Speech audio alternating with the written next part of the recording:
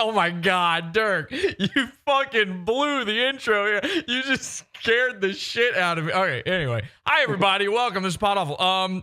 So here's the thing. The other day, Dick Masterson and Vito had this big blowout, and things are going bad. All right. The biggest problem in the universe isn't long for this world. Now, I was already going to cover this, but then something very interesting hit my news feed here on Twitter. Eric July. Do you guys know Eric July? The Rippaverse. He's part of black-based. He's black. He's based. Yeah. He's a comic book man. He's my three favorite things in life. Black, based. I shouldn't have started with my middle finger on black. Shouldn't have. All right. Yeah. Anyway, tonight on the show, by the way, Eric July will be the guest coming up here very soon. He gets it. He knows I'm joking. So, at Eric D. July. Now, I don't even, listen, I am not a fan of comic books. I'm a grown man and I don't read them. Okay? If you do, that's fine. I just don't have the time. I loved them. I used to draw them. I literally thought I was going to be a comic book artist at some point. So, I don't know anything about this world, this Comicsgate world. We're in Comicsgate now. And I guess Dick Masterson and Vito are always talking about Eric July, and all these people rip on this guy. And of course, we've been covering Dick Masterson's henchman, Riley, and he goes and he fucks with Eric July. That's what all the Riley stuff is about. Everything we've ever done with Riley is about this guy. Check this out. Eric July dropped a truth nuke on Dick Masterson. It's really incredible. He says, because, Dick Masterson's trying to turn Eric into the new Maddox.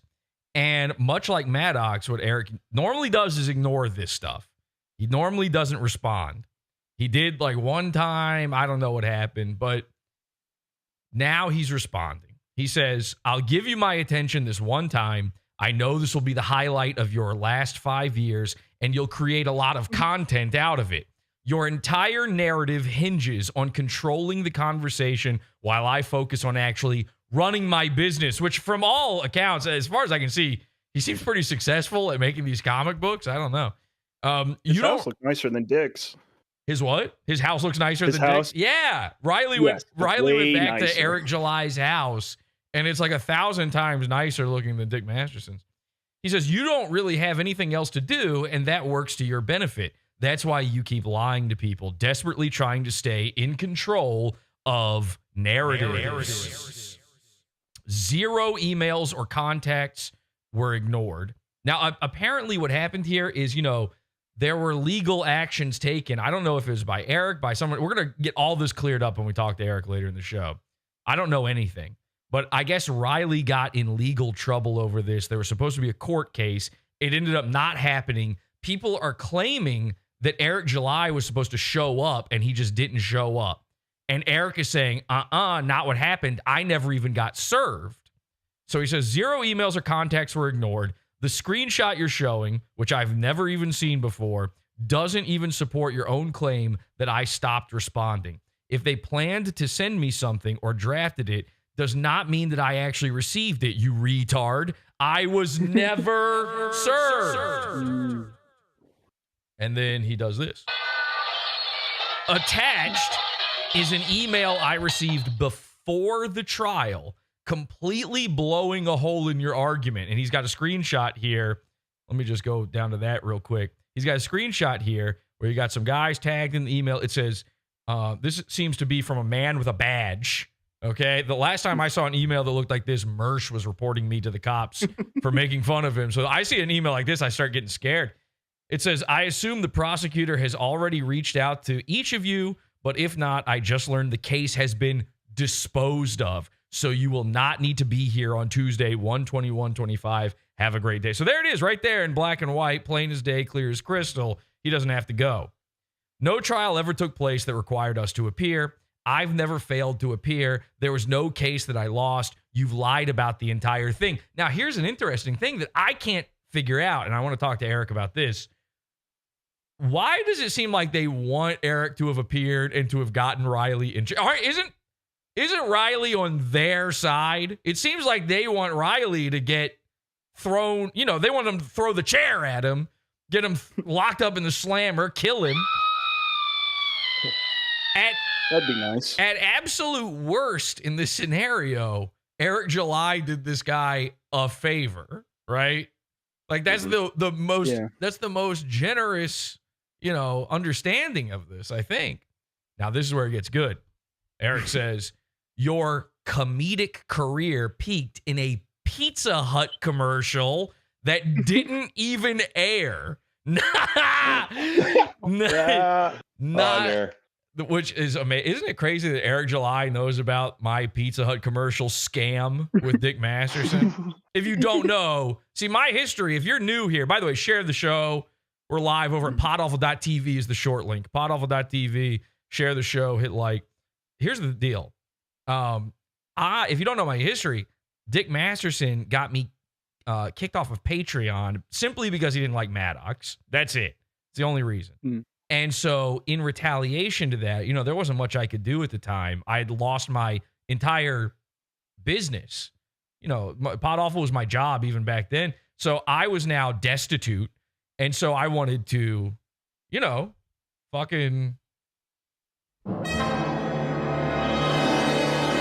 wanted to end this guy. I'm a killer gorilla. So what I ended up doing was Dick Masterson, he's Hollywood Dax. All right. His biggest dream ever is to be a well-known comedic actor. He thought he was going to be Jim Carrey. And his first big break, and this happened right at the same time, is he got this Pizza Hut commercial, and I got it pulled from the airwaves. Me, by myself, using one YouTube video. Boom, career ended. And Eric July knows about this. He says, not a single reputable film, show, or stand-up special to your name. Not even a good book, really. At best, you're just a... this is amazing. At best, you're just a gay podcaster. You built your entire... Based Black Comics. You built your entire brand piggybacking off of a man you once idolized like a father, Maddox.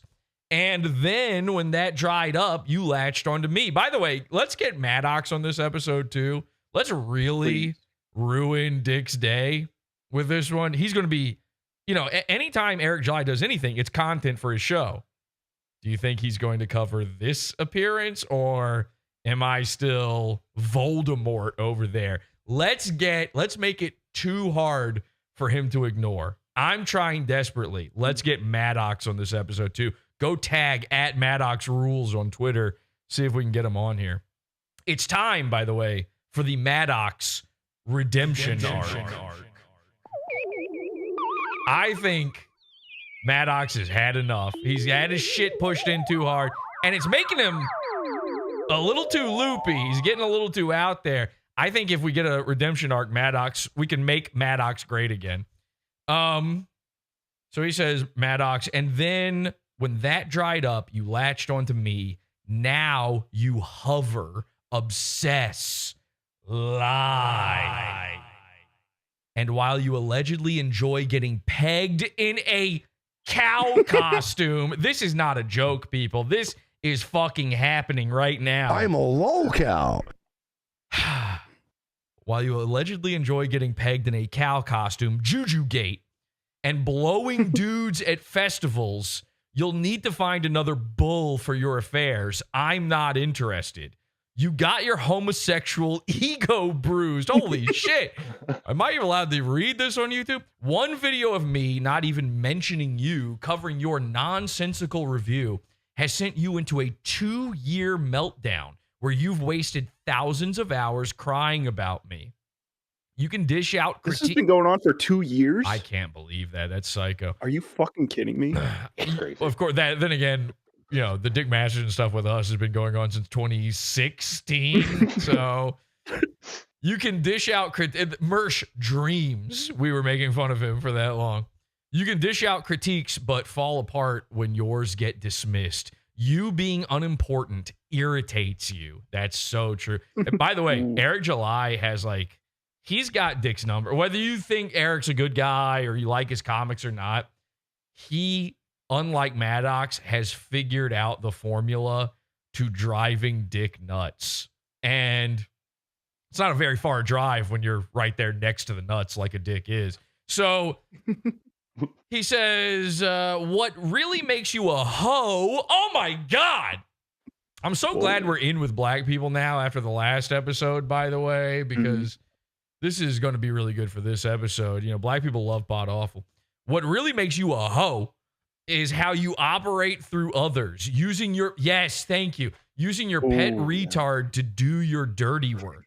This is a thing that people are only just now starting to figure out. This is what he did with my Patreon. Oh, I never reported your Patreon. Well, no, but you winked and you nodded and you nudged until other people did it. And that's what he's doing with Riley. Your pet retard to do your dirty work. You're not some enemy of mine. You're just a low-effort content farmer desperate to leech off someone with no interest in engaging in this clown show. And by the way, I just want to say this. Again, Eric will be on the episode here in the second half. We'll have him up soon. We got a whole Dick Masterson thing to go through here. He told me I was never going to do another interview. I was never going to talk Dick Masterson ever again on any show. He said, PODAWFUL gets the exclusive. You know why? Because he knows this hurts Dick Masterson. We got to ask him about that too. He says, that's why you run from people like @PODAWFUL. My inbox is weeping from the tags and this post blew up. This has got thousands of likes and views and everything. So my inbox is hurt right now. That's why you run from people like @PODAWFUL who actually have the time to clap back. Wait a second. Is that an insult? Are you saying I got too much time on my hands? Like I don't have a business to run or something? You know what? I'll take them where I can get them. You need another Maddox to stay relevant because nobody actually cares about you. You can't carry anything by yourself. So true. You're a 40-plus-year-old, unaccomplished, unfunny shock jock who gossips like a schoolgirl for engagement. The prom queen. You hide behind the comedian tag to excuse your lies and retardation. This guy is basically going to Dick Masterson. He's doing the limp wrist against the, what do you call this? Hand, the retard hand. You lied about the pull-up narrative, claiming I aimed that at you. As if he said to Dick Masterson, hey, pull up, come up on me. Yet you still sent a pet retard. You lied about your pet retard's case. You lied about our charity involvement, even going so far as to tag the IRS. Wow. Sort of a report type guy. Sort of a job lynch mob type guy. And contact the charity like a Karen, injecting yourself into something that had nothing to do with you, where there was no malpractice. All for content. Because he kind of writes, by the way, like Chat GPT, like only AI normally puts these long hyphens. I don't even know what you call this into a post. I kept looking at this and going, did I accidentally open up Grok? Where there was no malpractice, all for content, because you're boring as shit. And yet we're still here, still building. That pisses you off.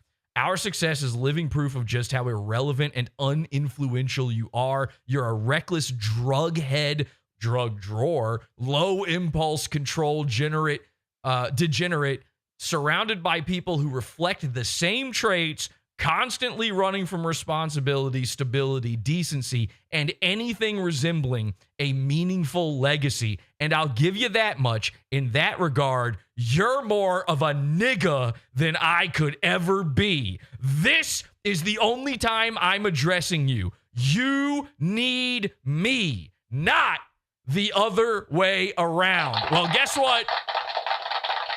PODAWFUL's got the time, baby. Vito, Dick, there's a big falling out. I think I know what Dick is actually secretly mad at Vito about. And coming up in the second half of the program tonight, Eric July, an exclusive interview here on PODAWFUL just to make Juju mad. Comicsgate, hi, I'm your new guy. Okay? I'm in. And that means you're done for. This is PODAWFUL.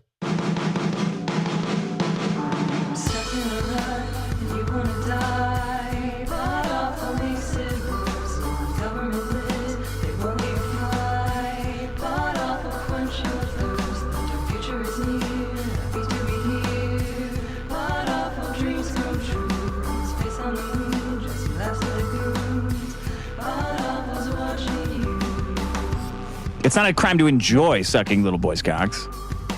Okay. Yeah, you can say that. You can say it. I don't know if it's true, but you can say it. To me, that's a crime, but what do I know? Hi, I'm your host, Jesse P.S. This is PodAWFUL. Welcome to the program. Happy to be here. We also have Dirk along with here. I'll throw Dirk up on the board here so you guys. 07s. Dirk, you'll see Dirk in just a second. We also have one of our new favorite characters on PodAWFUL, Chris. It's Chris. Hey, Jesse. Oh, they changed Discord, and now I don't know how some things work. Oh. All right, well, yuck. And we also have our live chat room. Let's see what they're saying in the chat room. Whoa, buddy. Oh, people's buddies are getting woed right now. How salacious. Wow, what a freak. Is Hard Ray a rip ahead? There's Dirk, by the way. That's me. This is the craziest episode ever. This will be amazing. That was the most savage and thorough beatdown I've ever seen on X. It was a pretty good one. I was very proud to be tagged in that. He actually apologized to me before I even had a chance to say anything or respond or even knew what was happening. Eric sent me a DM. He was like, I'm sorry for tagging you. I know that just exploded your inbox, but it had to be done. And I agree. Hey, classic long intro, by the way. How about that? Is that one of our long Very ones? nice. How deep in are we? 17 minutes, maybe? So let's get straight to it because we got plenty to go through here. Ladies and gentlemen, the biggest problem in the universe has been falling apart. What's the biggest problem in the universe? Well, for Dick Masterson, it's PodAWFUL. I just have a theory. I don't know that this is true. There's no way for me to know for sure. Again, we're live over at podawful.tv. Go share that show. Eric will be on in just a second. I have no way to know for sure, but I believe, Vito keeps showing up on PodAWFUL, and he keeps enraging Dick over this. And this clip was getting shared around. I saw Sven, our good friend, speaking of comic book artists, our good friend Sven Stoffels was covering this video as well. People have been talking about this. It looks like there's trouble in paradise. Let's take a look. What era do we live? Whoa. I love it. Cameron for two. What era do we live in this week? We live in the Vito? era of childish things and Dick getting upset when I mention he sells Pokemon cards. Okay. So that seems like not such a big deal that a guy, but here's the thing. Dick Masterson wants you to believe he is a millionaire and that he lives in Barbie's dream house. Of course, we've seen it. There's a big dirt pile in the front of it. He has a chicken coop out front and A single dog turd.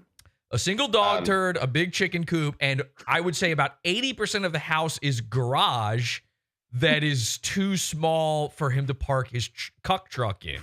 And maybe the most amazing part, the driveway, also too small to park the cuck truck in. The cuck truck, of course, filled with trash. So when you reveal, you can already see it on Dick's face right here. We've barely gotten into the clip, and he's upset that Vito is saying this again. And of course he is.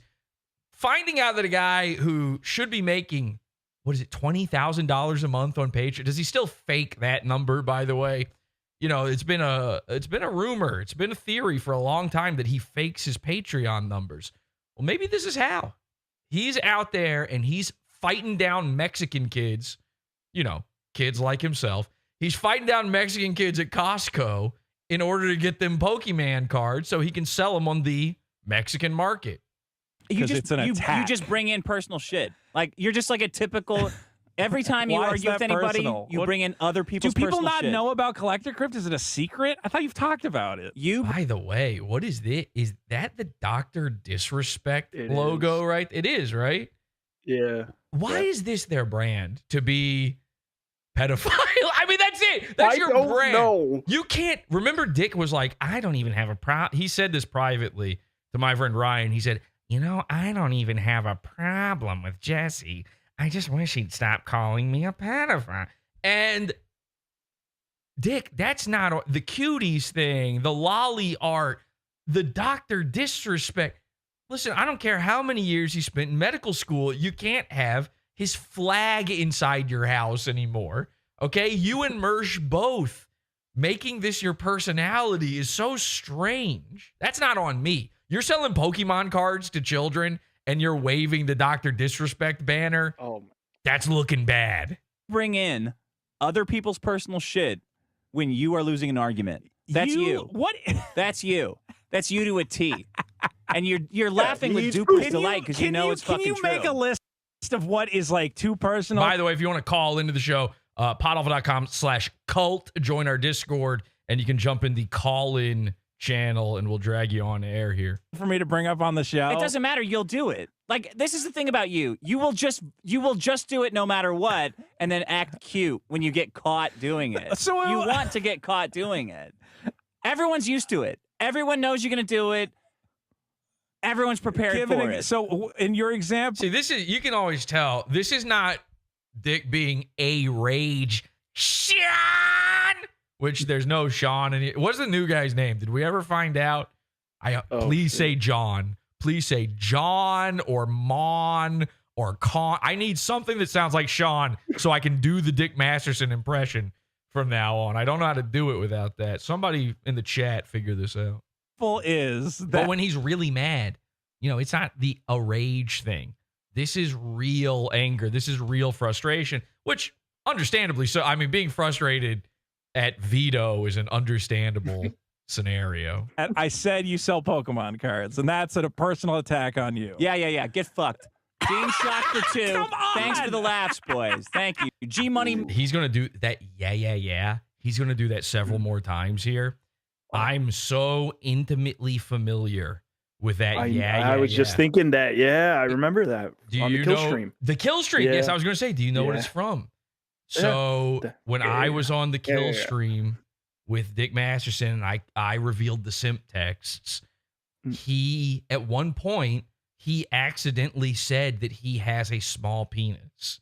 Okay. He did, yeah. I believe this is what he said it to. At some point during this, he said something really embarrassing, and I pointed it out. Dick's move when he wants to get past something that he embarrassed himself on is to go, yeah. So he's going to keep doing that here. That's how you know this is real. You're such a G Money Man Pants for $14.92 for 5. 2 more episodes, so personal. boys. It's 2 so more personal. episodes until all this toxic positivity makes Vito cry again. Yeah, Vito's dealing with his compulsive hoarding by pretending to be happy. It's amazing. It's doing fucking amazing. I had a lot of fun last night selling magic cards on the stream. Yeah. Whoa! I gotta get that as a drop. Actually, can somebody just record this real quick? On magic cards on the stream. Yeah. I just need yeah. We gotta add that to I don't even have a Dick soundboard ready to go right now. Why are you so negative? Why can't I just be happy? What is this? Pigeon fight. Plumbo for 5. I do want a mother's milk. I am excited. We'll come by my stream tonight where I'll talk about more of Dick's private life. I'm gonna have more personal attacks. I mean, I do know that you do. Like, I've made a decision to cut you out of stuff because I know that you do that. This is so the first time Vito ever showed up on Pod Awful was in a Pod After show in the Pizza Fund, and we told him face to face. We said, "You understand? You're now persona non grata in his private life. This is over. Any semblance, any idea that you and Dick were friends in real life." And he was like, "No, we're not friends." And I'm like, "No, you're really not friends now. It's done." If you ever get pressed, you will gush personal shit. What are you talking about? In the chat, they say, "Who watches these guys? They need to be arrested." Somebody says, "Sup, Jesse? Hello. Hi, everybody." Did anybody figure out the guy's name? His name's Dap Slappy. That can't be the guy's name. No way. The guy's name, that's Dap Slappy. I don't know what that means. Somebody in chat just said Dap Slappy. It's Juan. They're saying the guy's name is Juan. That works. I'll take it. You are. That's what you do. You're laughing because you know it's fucking true. I literally... Yeah. No, I have no defense. Whoa! I know. Okay, all right. It's a total overreaction. So you can't. Yeah. He's so scared. That's a fear tactic right there. You can't. Pop quiz for 20. Here's some money for Mother's. Oh man, that's cool. Something I just noticed. They've got, he just hangs garbage on the walls. This is, if you don't know, if you've never been here before, hi, welcome to Pod Awful. We've revealed this many times. Dick's studio, his quote-unquote amazing Barbie's Dream Mansion studio, is literally in an unfinished laundry room in his house. And he gets all this money supposedly on Patreon, but this is what he does with it. And they just hang garbage on the walls. He's got moving blankets on the walls to deaden the sound, which, what sound? The washer and dryer are in the same room as you. I can hear your delicates. Okay? And I'm not talking about the things you're going, yeah about. I'm not talking about the dirty laundry that Vito is spilling all the time. I just noticed on the wall, they've got a shirt hanging up. That's nice. You got the printed Gildan right there. That's, hey, quality. That's when you know you got a quality product going on here. The Dick Show. Or what is this? The Biggest Problem. Nobody watches The Dick Show, by the way. You notice that? When was the last time we talked about The Dick Show? Nobody clips The Dick Show. No one cares. It's done. It's done. He tries to act like nobody reads Eric July's comic books. I see on my timeline all the time people talking about this guy's comic in a positive way, by the way. Talking about buying this guy's comic books. And again, I've never seen him. I don't know. But then I see Dick tweet out like, hey, latest episode of The Dick Show, 4 likes. You know, it's like you have no engagement either. You have like tens or I don't know how many thousands of followers on Twitter. You get no engagement. He gets engagement on everything else. If he talks about Eric July, it's engagement city. He talks about that terrible show that nobody watches. Nothing. It's Ghost Town. Just throw it out instead of shipping I think I'm pretty good about not bringing up private shit or personal shit. No, you're totally the worst. What did I ever bring up that was Vito's personal? Guy is Cradle for 3. Vito just released the comic already. No one gives a fuck about the comic anymore. Pay off the Swiss for 5 for nothing. True. Thank you. Connor, he's right about that. 2. I need a voicemail message. Vito release super killer. So Vito Vito is now, legally speaking, a fucking thief. He hasn't released his comic book, which he put out as a GoFundMe or whatever, right? It was a Kickstarter.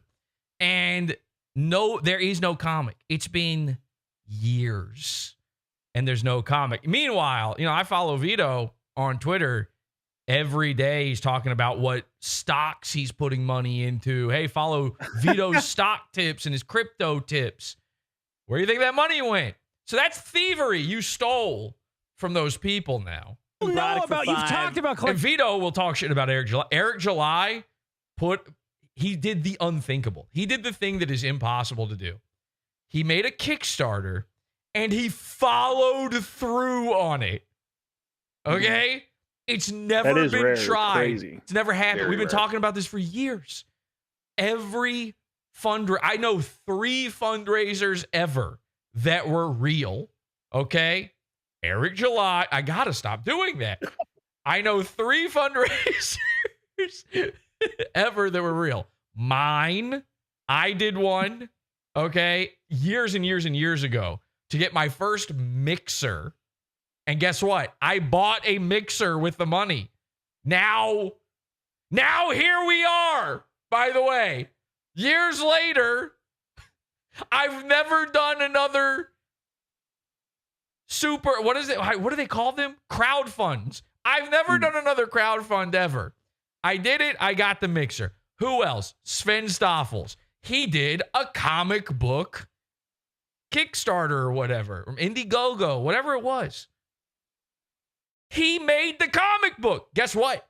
And this is what you're supposed to do. He made the comic book before the crowdfund. It was just to get it printed. You basically were just buying the book through the crowdfund. The third guy, Eric July.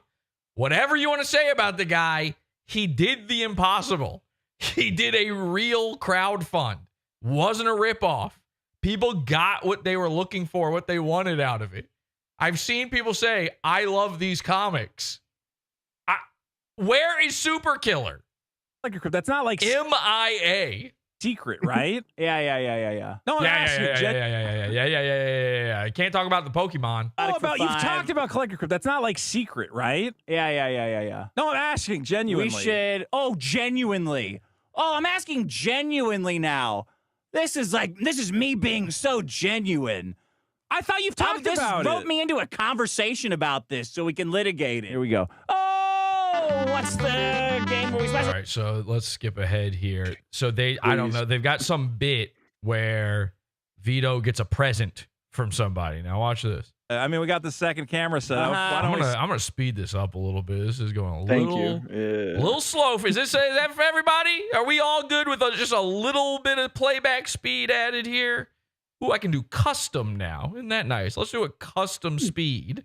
1.1 times speed.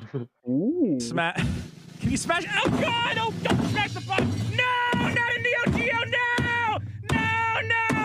That's cool! So the bit is that Vito gets a present, and then it's destroyed instantly. It's a nice thing that he thinks that he likes. Now, Vito knew. He knew it was going. This is a planned bit. This is a Keemstar style lolcow live fake bit. Oh my gosh, what's going to happen this week? Oh, Boogie's in trouble again.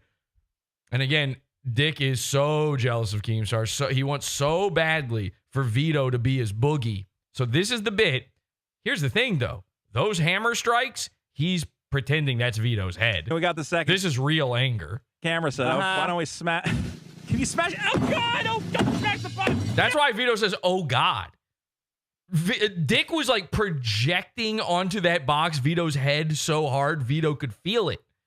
You know, in this, he projected it onto that box the same way Vito is always projecting a big floating turkey leg over top of every person he sees, imagining himself stranded on an island. No, not a Neo Geo, no! Okay, we can skip this part now as well. Just go right ahead here. Oh no! Oh no! It's the 40th anniversary Neo Geo Mini. Oh, Dick's taking off his costume.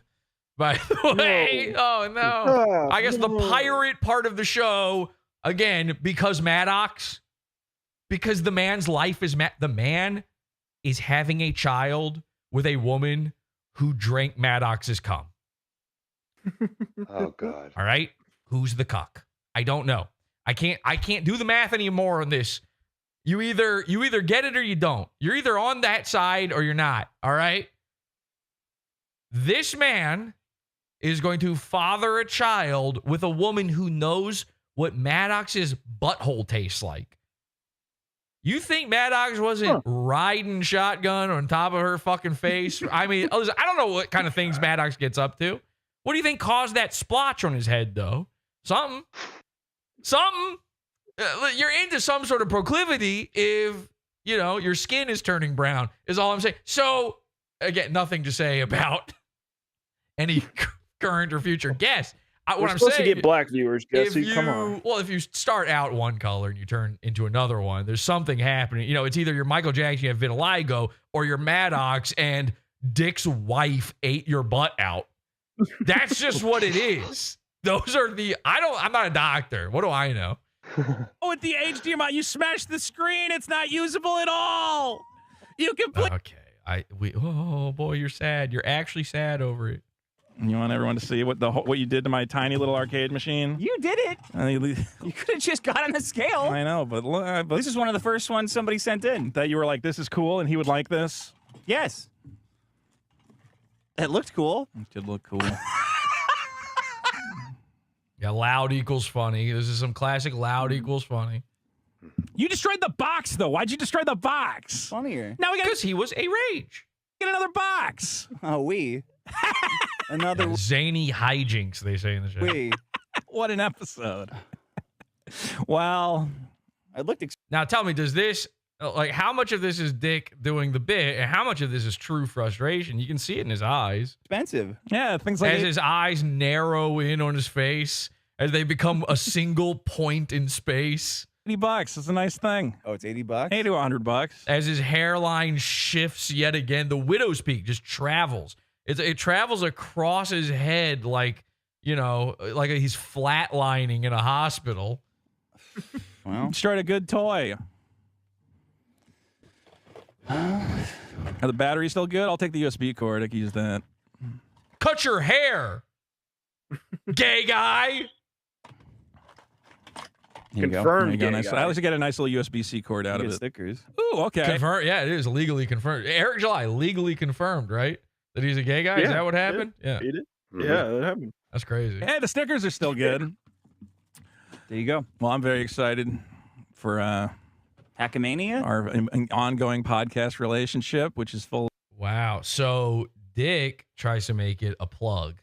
He wants to get out of this so bad. He knows what Vito's about to do. Because this is what Vito, he's right. This is what Vito does. But he wants to make it a plug. Now, Hackamania is, of course, an event for the Dabbleverse, which is, it's the Dabble, it might as well be called Dabbler Mania. Let's be real about it. It's hosted by a friend of the show, Pat Melton, I call him. And Patrick Melton hosts this thing, and I may see some other guy, I don't know. And Dick Masterson and Vito are going to be there. They were there last year. I got a personal invite last year to come to Hackamania by Patrick just to fuck with these guys. And I said, do I want to go to Vegas for that? Really? It seems expensive and unnecessary. I'm doing it this year. I'm going to be there. Okay. And I know Dick is watching this episode. So keep plugging Hackamania. I'm going to be there. Full of joy and trust. Nice. No, there's none. There's How no is there trust. none? Why There's is there no trust? trust? Nah, you can't trust And you know who else is going to be there? Brian Allen Fortune. liberals. You really can't. Okay. You really can't trust them. So if I become more of a Trump guy, you can. No. You liberals There's will really no fuck trust. You. No. How have I fucked you? Who fucked you? How did I fuck you in any way? You got to learn to. Well, I mean, you don't, but you learn to see things coming a mile away. You are just projecting past betrayals onto me. Like that gaslighting shit. Okay. Exactly what you're doing now. You're just like, no. So you're waiting for me to make a documentary about all the things you've done. I'm not waiting for shit. I'm not waiting for shit. I feel like I'm being judged for the sins of other individuals. No, it's Who are these individuals? What is happening? you. What did I do? You throw people under the bus. Who? And you fuck. Who? Okay, now at this point, Dick needs to provide. These are the laws of argumentation. At this point, Dick needs to provide one example, or he's a gay woman making up things, and we're being gaslit. And remember, gaslighting isn't real. Gaslighting isn't real. Gaslighting isn't real. Isn't real. Unless a woman is doing it to a man, and then it is real. Is real. So, in this case, Dick, men are better than women. He is a female brain. He sucks. He fucks. Ask Craigslist. If he doesn't provide a single example, he is gaslighting Vito. Everybody. You always do Everybody. that. You always Everybody. do that. Everybody. Yeah. They never have a new guy, by the way. It's always 75 dickheads, 64 Vito files. This show isn't even grow. They've got their fan base, but there's not a single new guy ever joining. That's right. It's Who true. have I thrown under the bus? Every single person Name one. that I've seen you argue with, One you example. rope in other people's personal shit. Now, he means him. You don't get to just lie and imply about vague other existing people. Give one example. Didn't rope in anything personal. There's nothing Yes, you personal. do. Yes, you do. What I've seen personal it. thing? Okay. I've seen And the personal thing he's talking about here is, of course, Juju. He's talking about Juju the Cow. Just in case you're new, Dick Masterson is a sexual furry. He is a gay sexual furry, despite the fact that he's got a wife and a soon-to-be other man's child he will be taking care of, which is a brave thing to do, according to Rufio. We should maybe cover that video, actually. Dick Masterson dresses up as a cow that he has nicknamed Juju. Now, how does that involve Vito? Well, number one, Vito, we know, sucks off guys as well. So maybe it does literally involve Vito. Trans Who knows? people, sir. There's well, listen, trans people are guys too, okay? And it doesn't matter if your cock is made of what God gave you or what God gave you on your forearm. A cock's a cock. And I've always said that. So I've been saying that. My grandpa used to say that. I said that since I was a baby. My grandpa used to sit me on his knee and go, "Trust me, sonny boy, a cock's a cock." And I'd say, "Huh? What do you mean, grandpa?" And he'd go, "Look." And he'd roll up his sleeves. And I would go, "Oh my God, where did most of your arm meat go, grandpa?" And he said, "I used to be grandma."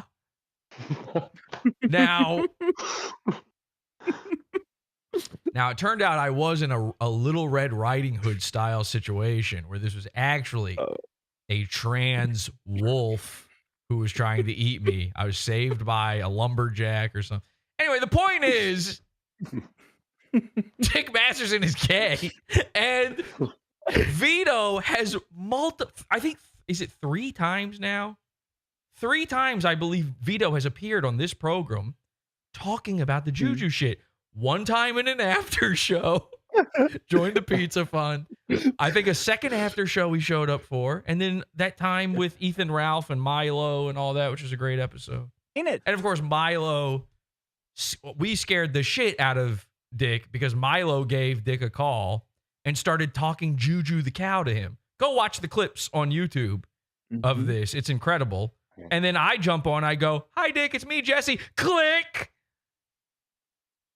Okay. I've seen it. I have told you many times, hey, if He's there's seen ever it. He's watching PODAWFUL. anything that you think is too personal a topic watching to right broach now. on the show, That's you can insulting. let me know. It's actually insulting for you to even say that I need to tell you what's too And personal. by the way, I wear the uniform sleeves rolled up like this, so you know it's all God-given, baby. It's all natural downstairs. Ladies, you got nothing to worry about. You're never going to find an errant forearm hair on my cock. No. Well, I don't know. I don't know what's too personal. That's what's dangerous about you. You pretend not to know. And then you Sometimes. fuck people over and you giggle about How it. have you been fucked over? How on earth are you Yeah. fucked No, no, over no, by no, no. anything Yes. you've done? You couldn't You're fuck not me over. fucked over. You couldn't fuck me over. But Then you there's do. no problem. But you do fuck over But you can bend me over and fuck me, Sean.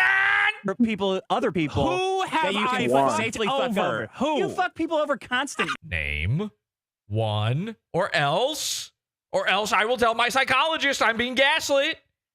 Every You time. Name. Every time I fuck ask people you Names. for any Names. You example. fucked over Ethan. But you've got a list of names in front of your face. You can't name one guy. Make it up. Look around the room and go P tier Griffin. I don't care how you do this. Just say, John Asshole or whatever this name is right here. Van Sciver. When you said Ethan Van Sciver, by the way. Comicsgate. I don't know anything about Comicsgate. I'm going to need the chat. Maybe somebody can jump in real quick because we're going to have Eric on in like almost 10 minutes here. Maybe somebody can jump in on air, call into the show. PODAWFUL.com/cult again for that. What is Comicsgate? Because I'm in it now. I've been talking about this like it's Comicsgate. I don't even know if Eric is part of that or not. I know Ethan Van Sciver, the hollow-headed freak, is part of it. Sven is not going to enjoy this. Everybody Sven likes and everybody he dislikes, it's the opposite for me. So I'm talking shit about he likes Ethan Van Sciver. He likes Dick Masterson. I need Sven to explain some of this stuff to me. What is Comicsgate? What's going on with that?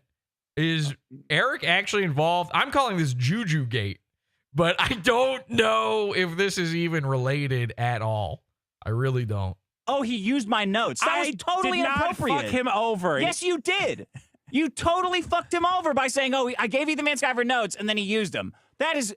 I don't think he used them. He decided not to use them. But It's you said fine. that. And You're again, right. if you don't know Ethan Van Sciver, meet him out behind a dumpster at a pizza place in Lodi, NJ.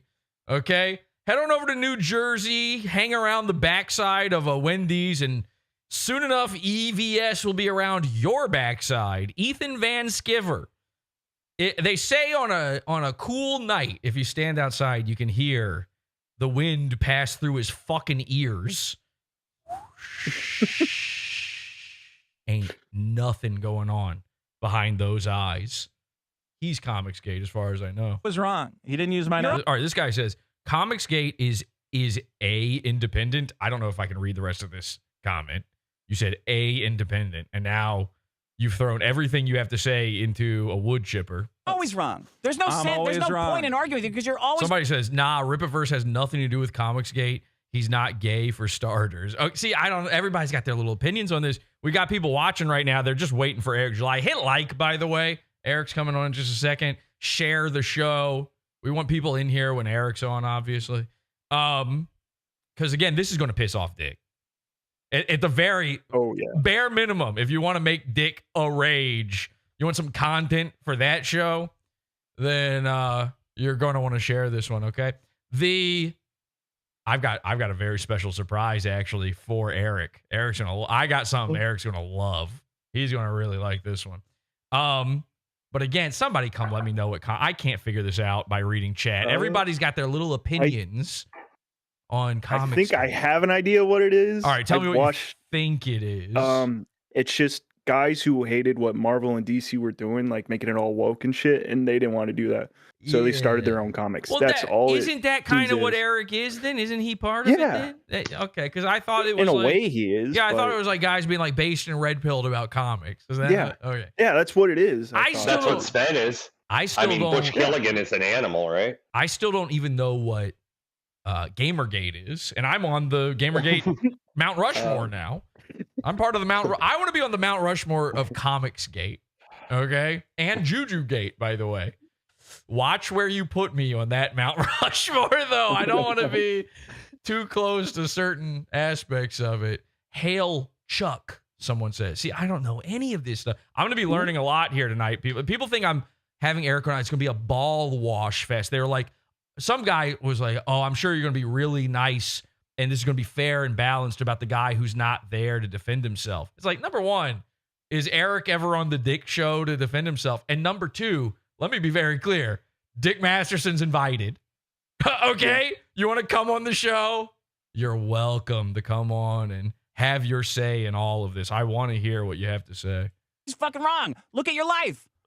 Your life is a testament to your decisions, and it's fucked. I don't think my life is totally fucked. Your life is totally fucked. You had listen. Okay. You had the dream set up with Superkiller. Right. You could have had an amazing comic. Right. It could have launched. You could have. Well, no, he couldn't have because it sucks. Superkiller leaked to some degree. Like, you could see it. I've read it. I read the first issue of Superkiller. It's not very good. And honestly, if he had fulfilled his obligations with it, that would blow because you would have the worst comic book. By the way, it's The Boys. It's, hey, what if The Boys was a boy? That's the entire premise of Superkiller. What if it was one guy who kills superheroes rather than a few guys? And also, he has superpowers. I mean, it's like it's so overwrought, so overdone. You're not clever. Stop trying to, superheroes. We're at a point now where you have to play it straight with a superhero comic. You just have to, if you're gonna do it, it better be a guy saving lives, because that is the most subversive thing you could do at this point with a superhero. It is, yeah. There's nothing left with these fucking things anymore. All of the little what ifs, all of the little twists and turns, they've been done. I think that's actually what Eric's comic is. I think Eric's comic is just a straightforward, it's superheroes doing superhero shit. You can't find comics like that anymore. That's all it takes. So yeah, the Superkiller thing never would have been good. Lived off that shit for years, sure, right? It could have been a big intellectual property. Right, but I didn't get it out quick enough. Ruined that. Didn't get it out quick enough. He says that as if it's out. It's not out. You are a burglar. You need, legally speaking, you should be walking around with a black and white striped shirt on and a little domino mask at all times, carrying a big bag with a $sign on it on your back and it says on the bag, other people's money, just to make the point clear. It's like a political cartoon. Opportunity. Sure. Well, I don't think it's completely ruined. It's ruined. I don't think so. It's totally fucking ruined. It's over. It's done. No one gives a fuck about Superkiller. But I give a fuck about Superkiller. Nobody so that's all else that matters. does. It's my passion project. But you see, Dick's done what Dick always does. He's wiggled his way out. Provided no examples. Now it's about Superkiller. He hit Vito with the one thing where he knew that's going to make it so I don't have to talk about what Vito was talking about anymore. Vito will now maybe have to he'll cry on himself. camera again. Maybe he'll cry. Maybe his glasses will fog up so bad that we have to actually bring in scientists to figure out how this is physically, humanly possible. Project. I want to make it really good, and I'm making it really good. It's over. It's not over. It's over. It's over for you, maybe. That's fine. It's over. Here's the thing. You guys, it's fine. It's over for you. See, Vito fell for the trap. But for the people who are into it, and I get messages all the time from people who tell me they're excited to read it. People who didn't back it the first time, they're like, hey, are you going to reopen it? Because I really want to make sure I get a copy. Okay? It's not limited to this. It's not a real thing. It is a real There's nothing coming out. So That's Dick true. goes, let me be very clear. Yeah. You bring up personal shit and you fuck things up. Yeah. And you are now. That's not personal. You're You- now. How is it now? Okay. How is Because your you business? shilled it for a. See, Vito tried to bring it back. Dick pushed it aside and called him a thief again. Shilled it for a fucking year. Okay, so you it's forced everybody to listen to your obnoxious Superkiller shilling. not obnoxious. When you didn't even have any. You weren't even close to being done. What do you mean? You made it extremely public. Oh yeah, Every it's a fucking public week. project I'm working on. Every fucking week trying to extract money from people. No, I didn't do it every week. Okay? You did it more than every week. Now, a good point, though, is brought up here in a sec. I hope we get to it. No, I didn't do it. Even more Destiny every was week. like, what do you do? Just shill your comic? And you're like, yeah, it's funny. I just shill it constantly. And then I'm excited. And then when it came time to fulfill it, it was everyone is bothering you about Superkiller. I don't think that's. It's everyone else's fault for asking for a fucking refund. And you think it's glib and it's funny to you that they want their money back, but they really do. And they I'm- really okay. want their fucking money back, and you have been a glib piece of shit about it for a year. I don't think I've been a glib. You have been a piece of shit glib about it. piece of shit about refunds. People fucking hate that. People Yeah. I mean, yeah. fucking hate Yeah, normally people do hate when a guy just is a thief, steals from them openly, then laughs about it on a podcast. I have given refunds to people. and Not I'm- enough. Okay. They're still asking, and you're still being a glib cocksucker about it. Okay. Look, I'm giving refunds. But you're okay? not. This is a lie. This It's is not a another lie. lie. What do you mean it's a lie? You lie about this every fucking week. I'm You not lie about lying. refunds. How many did you give this week? I have to. What do you call it? Because I can't. 0. That's Ooh, that's bad. He needed to say a number instantly there. Okay, so now he's on the back foot. what I thought. I have to do it through PayPal. I have to do it one at a it's time. easy to do. No, I have to It's do it. easy to fucking I have do. to do it one person at a time. It's a time-consuming process. I just got to set down a day, and I'm gonna have everybody's thing, and I'm gonna do it. Right. I Right, didn't right. Yeah. have time. I'm editing a video this week. Whatever. It's $30 sitting in a fucking account. It's not going It's anywhere. nothing to you. Yeah, you can't say that. Is insane to say that. It's just $30. What do you care? Who cares? It's just your $30. The guy I'm not returning to. By the way, how many people? 500 people. How many people is it? Okay. It's not important to you. It is. Well, Exactly. Giving you your money back. I mean, yeah. It's not. It's not important to you. I guess not. Yeah, no. it's not. Why It's would not. It's not at the top of my list of things I got to do this week. Is make sure a guy gets $30 back. Because you can put the comic out and say, fuck you, you got it. Right? no, he's whatever. If you That's crazy. That should be at the top of your list. really want your fucking money back, you get your money back. Who cares? Yeah. Whatever. It's $20. It's 30. It's $20, $20. It's $15. $5. It's only $5. I mean, I give back $2. Why? Are we in such a rush for $1? Really? $50. Yeah. Okay, Yeah, so I'm yeah. a glib piece of shit About the refunds. about the Yeah. refunds. I agree. Yes. I agree. You agree. Yeah. Yeah. Okay. There you go. I'm a real piece of shit. About the refunds, yeah. Well, because I'm only doing a little, again, I'm not supposed, you're not even supposed to have refunds. The fact that I'm offering it is just me What do you being mean like, you're not supposed to? Now, he's not wrong about you're not like it is that's what makes it so shitty is you give to one of these crowdfund things. There is no expectation of a refund. Zero. He really isn't. You should do it. But he is right here. There's no supposed to. crowdfunder does refunds. Very rarely is that a fucking thing. The whole point of crowdfunding is that it's a true, project that you back. The whole point of crowdfunding is that you get money without working. Is that right? I've obviously worked. Not obviously. There's no comic. Okay. How is it obvious? And by the way, he doesn't draw anything. Like, okay. Vito doesn't draw the comic. Yeah. What is the holdup? Where is the money even going? He gets another guy to draw. He buys a guy to draw it, okay, which is fine. Comics have writers and pencilists and inkers and colorists and letterer. Like, there's 15 guys that make a comic book sometimes, and then sometimes it's a guy. Vito is like the least important part of the comic making process. I've read the comic, which means the comic is written, which means his part is done. Where's the comic, Vito? Where is it? I'm starting to believe that somebody else wrote the world's most obvious idea for a, subversive comic book character, and they made their own superhero killer character, and their super killer killed your super killer. That's the only explanation at this point. I don't know. Well, you've been thinking about it? You didn't draw it. I have been thinking about it. Right, I did draw it. I'm gonna call Eric here in just a second. Where's that then? It's the storyboard. Yeah. I want to hear one thing off of this, and then we're gonna call Eric. So see the storyboard. Okay, so it's obviously you deserve the money.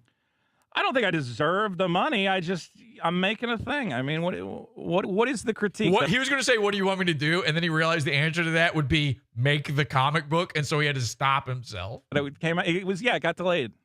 It didn't get delayed. It got delayed. You didn't put it out. There was a lot of, what do you call it, in the process. Everybody hates when we talk about this anyway. Look, everyone hated it when you were shilling it too, but that didn't stop you. I don't think they hated when I was shilling it. Yes, they fucking hated it. Okay, so let's just never talk about it on the show then. That's fine. No, not now. Okay, so we talk about it every episode. Not now that it's a distraction. Look, guys, it's going to be great. I'm excited about it. What do you want? How do you want me to talk about it? Vito, be a man. Bring up the personal shit Dick does not want you to bring up. Now's the time. Start doing it. Go to Twitter and do it live during the show. You want me to say I hate it and it's bad? I don't give a shit how you talk about it. Okay, well, if I talk about it, I'm going to say I'm excited about it because I am. In the chat, they're going, make the comic. Yeah. And it took too long, and that sucks. And I think the next one's going to be a lot quicker, and that's what I'm excited about. Yeah, I look forward to it. It's going to be great. How's the silly pants skating routine going? All right, here's what I wanted to hear. Yeah, Dirk, I see your look of confusion. I'm going to explain. Yeah, this is exactly the moment I wanted to hear. And then we call Eric July. Eric July live on the show. Tweet out the show. Share that show. Hit like. Eric July on in just a second. Silly pants skating routine. Here's the thing. Mr. Masterson here is Mr. Hypocrite because Patreon. Dick, still on Patreon. Patreon lets you do sort of a crowdfunding style gimmick, which is have goals set. When he started the Dick Show Patreon, he set a goal. And the goal was if they hit 1,000 followers on the Patreon or whatever the number was, he would do a silly pants skating routine, which I believe just involved him being gay, doing an ice skating routine. This is a choice he made because he's a gay guy, but he never fulfilled it. It's been 9 years. Fuck. 9 years. Vito's comic book got nothing on the silly pants skating routine. Well, I know. Did it seem like a good idea to bring all this stuff up now, Dick? Bold move, Dick. Let's see how it works out for you. Good. It's going to be great. How's the silly pants skating routine going? I know. It's so funny. What? You have... That is not a response to that. That is nothing. A Vito response almost. Right. Commitments that you've made to your audience that you don't keep. Silly pants skating routine. Apparently, it's a thing. I don't even get it. It's like retarded. It was your idea. You could write. You never have to do an episode of The Dick Show now. Congrats. Oh, I said I was going to do a show in exchange for your Patreon, but it's retarded. Why would I? It's like I don't know what it is. It's just something you say. It's just something everyone tells me is important to them. See, and this is, you shouldn't have admitted that, Vito. You never should have said you didn't know what it was. You had him. You had him, and he didn't know what to do. He did that thing where he dismisses it with no response, which is what he always does. You fucking had him. One tells that you. I get a lot of messages going, you got to hammer him about that. It's like fucking retarded. It was your retarded idea. Just like it was your retarded idea to start fucking with Eric July out of nowhere. Ladies and gentlemen, I'm calling Eric July. We'll be right back. See you to Dirk and Chris, by the way. We'll be right back after this. Later. 1 second. Calling Eric. Eric July on the show. Share that show.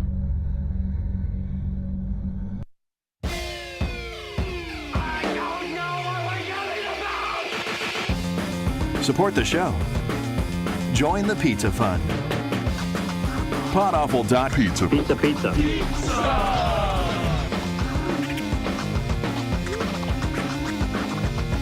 Oh, I think we got him. PODAWFUL.pizza. 1 second.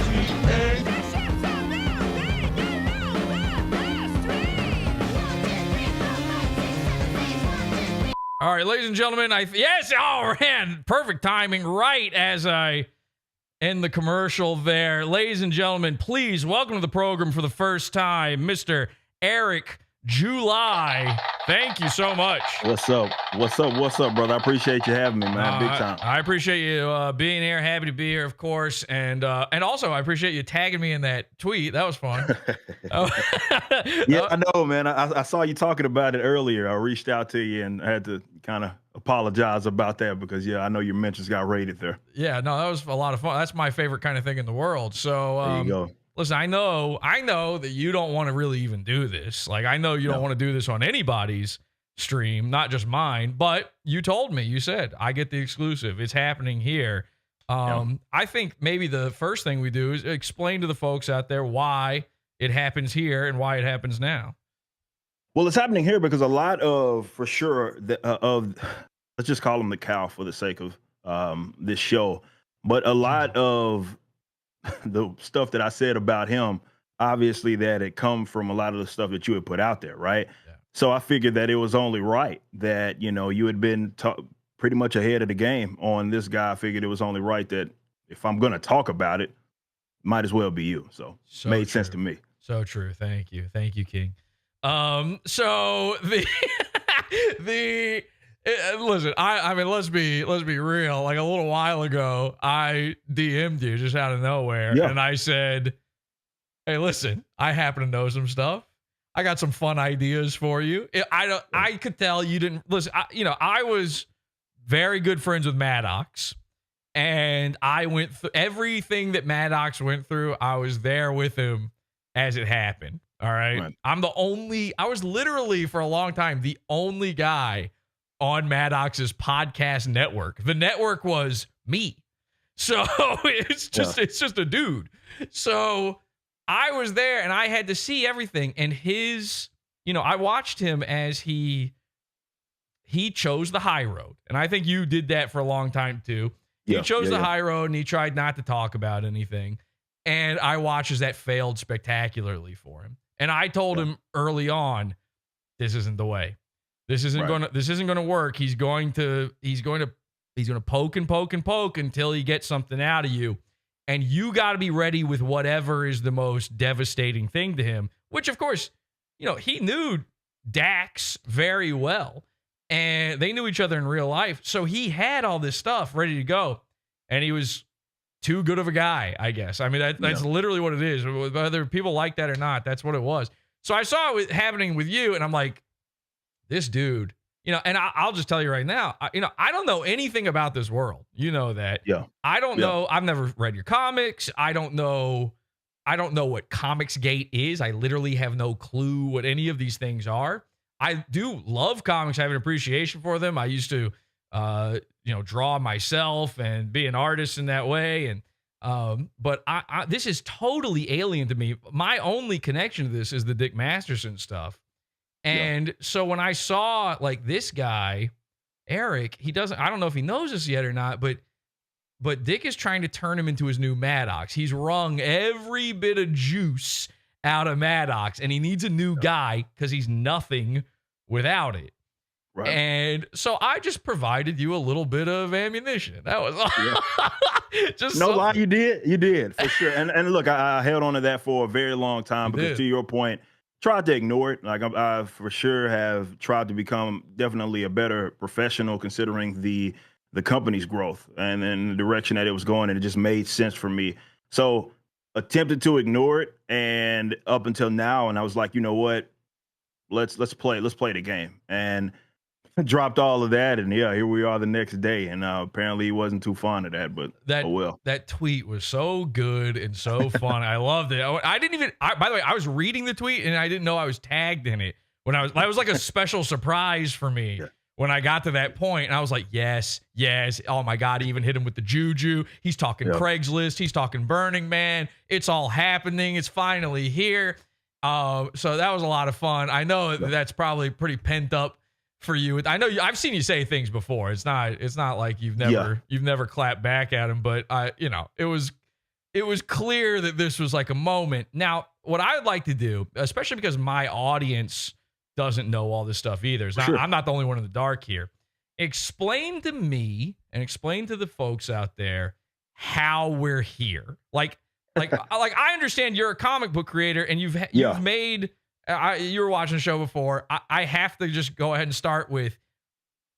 Maybe your comic sucks. I don't probably not. Maybe it does. But you did the one thing that nobody does, which is fulfill the comic. It's never been tried before. And it seems like it's pretty fucking successful. Maybe. I might be wrong about that, but it seems like people are buying it. And I think, if I had a feeling, that is the thing that irks Dick the most about this, is that you're not, no matter what he does, you're still selling shit.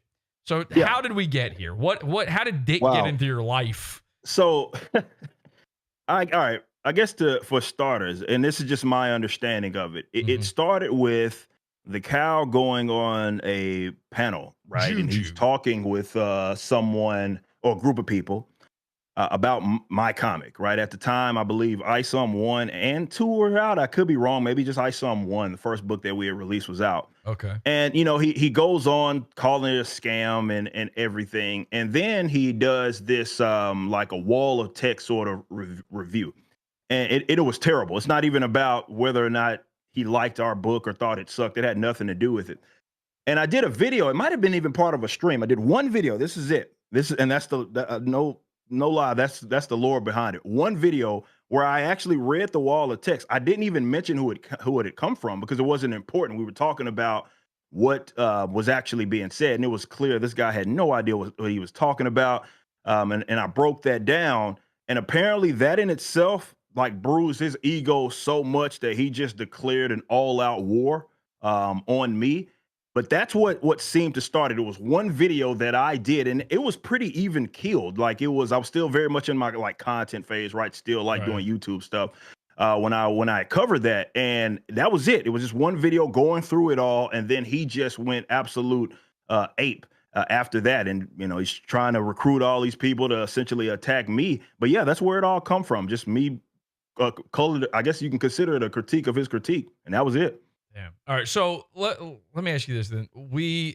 You said he was claiming it was a scam. Obviously, if I'm in your shoes at that point, that's the part I'm taking issue with. If I know I'm not scamming people, I'm going to be upset about that. Why did he think you were scamming people? What was that? Honestly, it was so incoherent that I don't really know why he thought it was a scam. He just kept saying that, it looks like a scam. It looks like a scam. And this was before he had read it or anything or claimed to have read it. And yeah, that's what he said. And I was like, again, I didn't even address that largely at all. It just went to that one video that I did. And that he took great exception of that to the point to where I was on someone else's Yellow Flash. I was on his podcast, and he ended up coming on that to discuss this, and he's screaming again. I believe that's still live out there, and he's screaming and yelling about all of that. And it ended with him basically apologizing and me not accepting it. And I guess that rubbed his ego even more, or burned his ego, or whatever, what have you. But yeah, it's hard to understand what exactly he considered a scam, because to your point, if someone dislikes the book, great. If they're not a fan of it, great. But one thing you cannot say is that I didn't deliver on it. I absolutely continue to. We're up to almost like 20 books now. That's how low the bar is with crowdfunded comics. And I'll say this. And this kind of sucks. This sucks for me even. But my knowledge of your comic book is from the critiques of it. Yeah.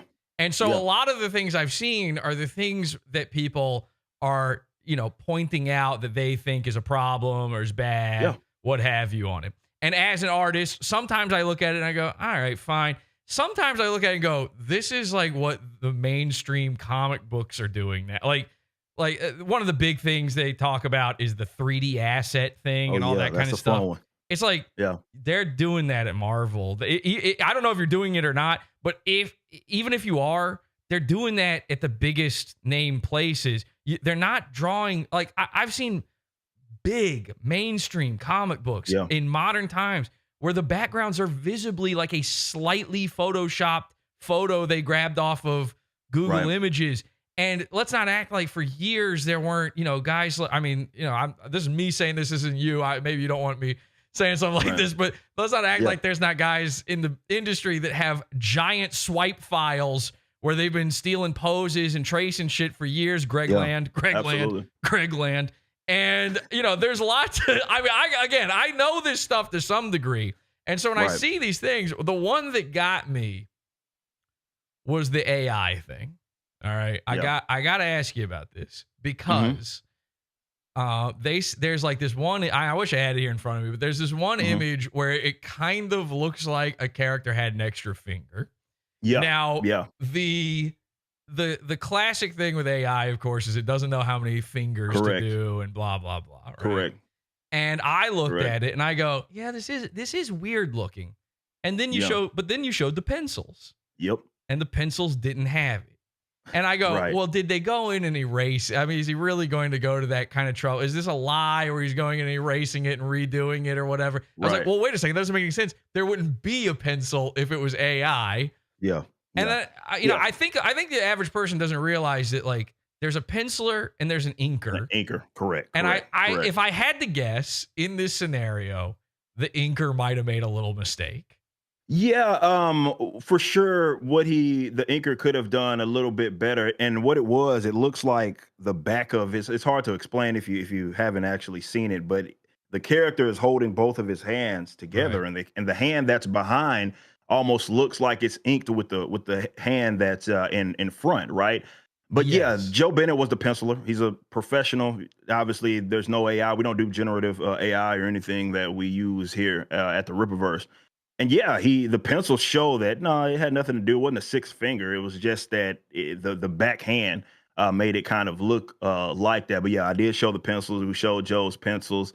And look, it's stuff like that when there is like something that could be done better, for sure, I take that information back to my team, and we're like, okay, what can we do to improve on it, make sure that this doesn't happen going into the future, or make sure that it's just far more clear. But it was never an issue of like AI, and the pencils proved that for sure. Listen, as a guy who used to draw his own comic books and stuff, and very interested in graphic design and that sort of thing, I take this kind of stuff seriously, but I'm also not one of those people who's 100% anti-AI, where even to me, even if AI was used, but a guy still drew something using that, how is that different than looking at like a pose a model is doing or something? Like it's the same thing. People do this all the time. I think your average person doesn't understand that sort of thing. And again, maybe there are real criticisms and worthwhile things, but that's one that I saw that blew up on my Twitter timeline. A guy who doesn't follow this at all. I saw that. And, when I was promoting this episode, I, of course, started getting the guys who hate you. And they're really, let's be honest, they're really just fans of Dick. They don't hate you. They don't know you. But they're really just fans of Dick Masterson, which is crazy because it also means that they're really just fans of Maddox. That's how we got here. And these are some of the most, brain larvaed freaks that exist. You're following a guy who, again, sexually dresses as a cow. I can't say that enough. So I realized, I hadn't made a thumbnail for the episode yet.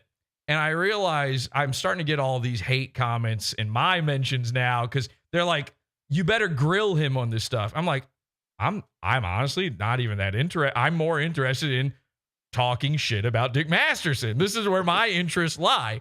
Yeah. And so then I was like, how do I fuck with these guys a little bit, right? So I made a thumbnail for the episode. And people who even don't like you, I went to their profiles. I looked, people didn't like you. They were saying, one guy even said specifically that the thumbnail I made, that's better than any Rippaverse, any Eric July comic book. Which is like, that's just they're lying, but they're, I wanted to test how good are people's eye on this. This thumbnail I made for the episode is AI. Okay? This is AI. And it got all the fingers right. And now I'll be honest, I'm a little bit of an artist, so I did draw the faces. The faces are me. But other than the graphic design elements and things like that, every single aspect of this, the hands, the feet, everything is AI. And you look at this thumbnail, by the way, it's obvious. Like, look at the fucking background on this thing. Everything is like indecipherable garbage. Just like, it doesn't make sense. The second you start picking it apart, this doesn't make any sense at all as an image other than the main characters, because I did draw part of those. So people are asking me, who drew this? I had a bunch of comments before the show. Who drew this? I'm like, robots. I don't know who fucking they might have stolen it from a Rippaverse comic for all I know. I literally typed in like a guy that looks like Eric July, Prompt, easy enough. And it kind of got it. And that's why just to address the that aspect of this, the main difference in all of the criticisms I see, they're all very amateur criticisms, right? In that and this is not me, again, maybe your comic sucks. I don't know. Yeah. But this is not me. I'm not ball washing here. I'm saying what I've seen. And what I've seen are a bunch of people who know nothing talking a lot about a subject they know nothing about. And these people, what's easy to forget here is, in the same way that I said, like, these major studios do a lot of the techniques that you guys are accused of using here. The difference between those studios doing it and you doing it is your comic is being put under a microscope in a way that no comic, like the most famous comics of all time, people aren't looking at every errant line from Jack Kirby or whatever, some inker named Pietro that nobody even really remembers who and they don't know every little detail of every panel like they do. They're looking for anything. And there are probably some issues, but there's issues in every comic book. And this is what I don't get is why. So talking about the thing where these are people who know nothing. What the fuck does Dick Masterson have to do with comic books? How are we here? This is what I don't understand. This man does not read comics. There's no way. I don't believe it. He's trading Pokemon cards for some side money, apparently, and getting real upset that that's being revealed about him. But this dude, I don't think read a comic book until you made a comic book. No, that's probably true. Why is this do you have any idea why this is happening? No, it is. Again, I think we talked about that in that he needed someone else to latch on. The guy's just all around just boring, right? And he needed some content, and there I was. And you bring up a great point, and some of my employees, they've talked about it and calling me like the most scrutinized man in comics because even for example, the artist of Isom, he has done work for the last like 20 plus years for DC using the same exact techniques, to your point. Hilariously enough, and this is the first time I've mentioned this on this show, because again, I don't talk about this stuff a lot, but one of the guys who is a former pro that talks about me a lot did a comic book alongside Cliff Richards where he was using the same techniques. And so the funny part about it is that that's not really an issue with them. They don't care about Cliff Richards utilizing 3D assets as a reference point. Everybody's doing that. It's worse in manga, which dominates, dominates the West in terms of like sales. And by the way, I fully admit I don't like that. I personally don't like that. Most people don't give a shit. I hate it as somebody interested in art, but And again, I'm trying to be fair about this. I see people saying like, "Oh, let Eric defend his own thing," but these are my thoughts. All right, these have been my thoughts for the little bit I've known about this the whole time. When it comes to the 3D asset thing and all these things that I think what people dislike about it is that they're looked at as shortcuts. Mm-hmm. And shortcuts are taken. They're going to be taken. And there's a very important reason why they're going to be taken. Somebody in chat said Vito, who has never made a comic book.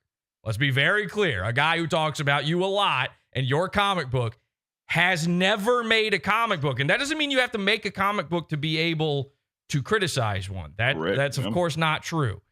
But he acts like he has made one. Vito needs to understand this very simple thing. Shortcuts are taken because people who actually make shit and sell shit need to get it out by a deadline. Yeah. They're not trying to steal people's money. And so the reason the mainstream comic book people use these same shortcuts is because they're making one every week. They've got to make it.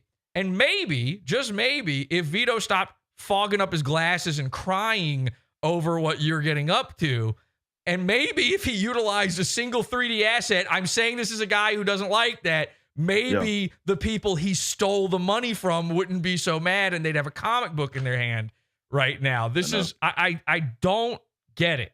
I don't get why Dick Masterson involved himself in this. It cannot be that lucrative for him. Like, I get it with Maddox. I understand why he was involved in that. That made sense for him to be a part of and do. You're a guy. You're just a guy. And you seem to be making a comic book that people are buying. Are people buying the comic book?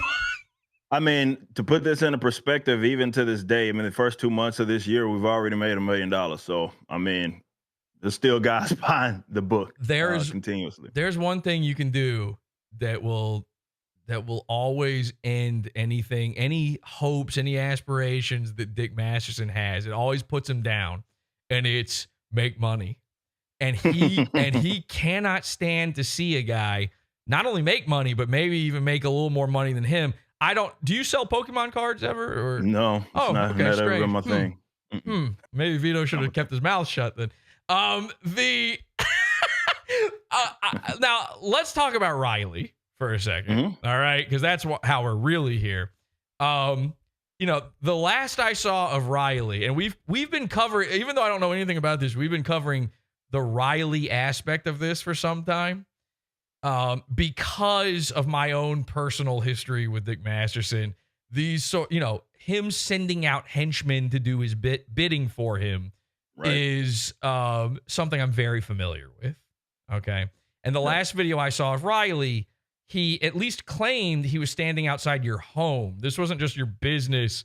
This was your house. I don't want you to sit there and dox yourself or anything, but I do have to mention that if this was indeed actually your house, little strange, but also looked like a nice house. I mean, my house is pretty nice. Yes, it looked like a nice house, and there's got to be a part of Dick Masterson where you're sitting there looking at his house and then looking at your house and feeling kind of bad about it. What is this Riley shit? How did this Riley stuff start? All right. Wow. Where do we start with that? So, look, as I'm explaining this, and I know there are people that watch your show that may be new to a lot of this stuff. You may be like, this all sounds dumb and retarded, and that's because it is.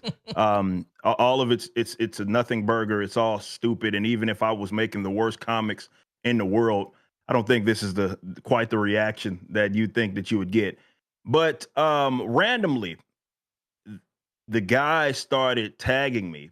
I never interacted with him, to my knowledge. He started tagging me in these posts, saying that he was walking up a hill every day to get in shape in order to shave me. What shape is that, by the way? Round? I don't know where the whole bit came from, but that's what he said that he would do, and I ignored that largely, right? And so he ends up like he was sending out like threats to my like employees, for an example. And he was making these weird sort of videos saying that he was going to start appearing in person and doing all this stuff. Now, one of the biggest lies about this whole thing is that he got like our address, be it my address as well as our one of our warehouse address, from like him basically getting DMCA'd. That is not true.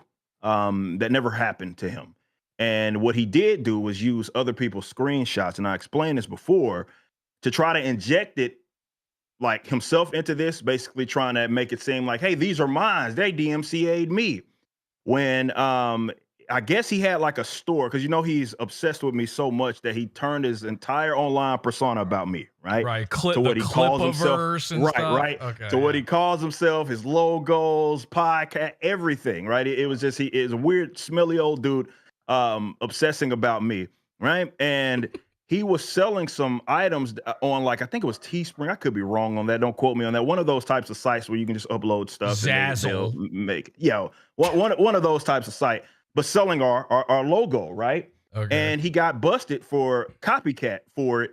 And that was a trademark. That would have been a trademark issue. And at no point did he get our address from that. But he used that as an opportunity to say, oh, well, Eric July is trying to silence me, blah, blah, blah. And then he's going to appear in person. And again, he was levying threats at our employees. He was. All right, hang on a second. Hang on. Put a pin in that. I want to come back to the threats thing. I have to understand this part though. Mm-hmm. So it starts with Dick. Criticizing. Right. You have a response. Then he starts freaking out about it. How does Riley?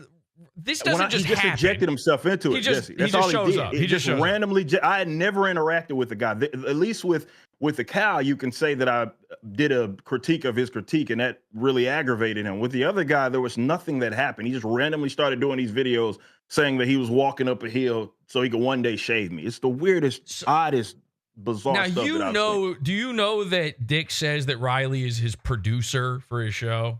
Well, yeah, and this is what I was talking about when I talk about the whole pet retard thing, right? And that obviously this is, to your point, like the henchman thing, where he's kind of operating through these other guys, so kind of he doesn't have to, right? So this isn't like a natural thing that, like, clearly at some point someone said, hey, you know what you ought to do, right? Okay, of course. So yeah, that's where all that came from. And yeah, long story short, he ended up coming to the warehouse. He came through the day. He was like, he drove by it at one point. He was shooting these random videos over there at the, like on the far end, like on the actual street. Like our warehouse is kind of more deep in this business park. And so he was out on the street before he had come back at night. And so my security guys buzzed me on that. It's like, yeah, it's coming out back at night. He's sticking stuff on like the windows or whatever, right? It's like, you got to call, you got to report this stuff because this guy's being really weird. He's appearing at stuff. You know, he's already appeared at your house. He's already bragged about going to your house. Now he's appearing at your place of business. This is important to point out that, like, he's specifically saying he's going to do something to you by show. Right. It's not just he's there. It's not just he put a sign. They try to act like, oh, he put a sign up and that's all it is. Right. He's saying he's going to physically do things to you. By the way, Vito is in my chat right now. Vito had a meltdown about this guy saying he's going to show up to his house. So, yeah, Vito had this entire thing back and forth with Riley where Riley started saying he's going to show up to Vito's house. And so I don't understand where Vito, where Dick Masterson, where Riley, any of these people get off on any of this, because, you know, I got to tell you, all of these little moves, other than the part where Riley's like literally saying he's going to harm you, basically, and threat, like these actual threats, other than that, all of these bits he's doing are things I've done to Dick Masterson in the past. This is just, he's just doing PODAWFUL. And one time a guy showed up to Dick Masterson's house. Now, this was not on my orders or anything. I didn't know this guy at all. But one time a guy showed up to Dick Masterson's house and recorded it and got him, it's an infamous little clip where he knocks on the door and Dick answers. And then he says, he just calls him an F slur and a simp or something like that. And Dick's response is, "Oh, you're from the internet," and freaks out and closes the door. And then he made a big deal about that as if like, oh, that's crossing the line. Oh, that's interesting. Yeah, isn't it fascinating that when it happens to him, it's wrong? And, you know, as this stuff started happening to you, I was like, okay, well, if it's okay for him to do that to Eric July, you know, I hired my own Riley just to test it. And you know this because you saw the tweet, but yeah, there was a guy who put an inflatable cow in Dick's truck and filmed it. And Dick Masterson blamed you for it. Crazy. How did that happen exactly? What happened with that? Did he ever take that back? I don't know where that came from. Yeah, I don't know what happened with that, but yeah, apparently he blamed me for that whole ordeal as if I had anything to do with that, but it seemed more of him just not wanting to pin it on you more than anything. Right. Yes, because I guess it would probably force an interaction out of him that he doesn't want. So that was bizarre, obviously. But yeah, that whole ordeal is interesting because again, it's an example of, well, people cross the line for them and their party. Oh, it's a problem. But when it happens to me, and look, I've said this before, you know, when I've told people like, look, guys, I'm at these various events. I go to a lot of cons. Anybody is welcome. That includes folks that don't like me. If you want to wait in line or RSVP to one of our meetups just so you can tell me how much you don't like 3D assets, fine, whatever. Like, just do it the proper way. Don't go to our business. Don't go to our my house or doing anything crazy like that, and you'll be okay.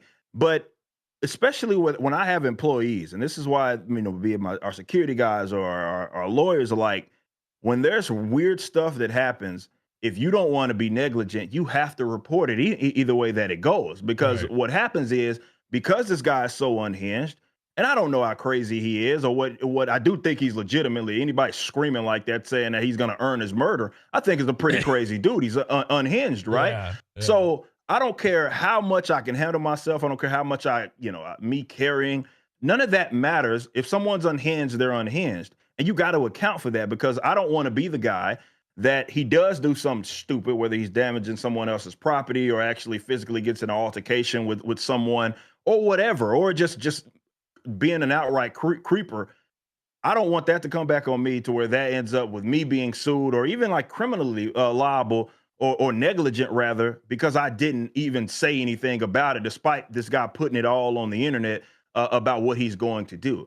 So I've said it a million times, like, if it happens again, I will do the same exact thing. I'm just a guy trying to create comic books, man. I got employees that are just Joe Blows, Jane. They don't care about any of this internet stuff, man. They just want to work, get on with their lives, man. So I'm of course taking them more into consideration than whatever internet one-sided feud that these guys have. Riley showed up outside of some event, got arrested. Explain to me what happened there, what your involvement in that is, because everybody says that you had something to do with him being arrested. You say you don't. I'm trying to understand this.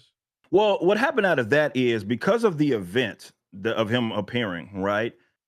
He ended up like at our warehouse. That was at a previous date. Okay. That was the previous year, actually, if I'm not mistaken. Okay. He ended up getting a warrant for his arrest because of that event, right? So he comes to again, he's not from out here, by the way. He's not from Texas or anything. He comes away from wherever he is to appear outside of this meetup. I didn't even know he was there. I'm behind this merch table. Oddly enough, he's apparently recording me the entire time, like outside on the window. So I'm like, unless I got this like Professor X thing going on and I can just summon or speaking, I don't know, the cops just appear like that. I had nothing to do with that. But he's like screaming at people outside, just being an all around weird dude to like just the customers that are just outside on the patio hanging out.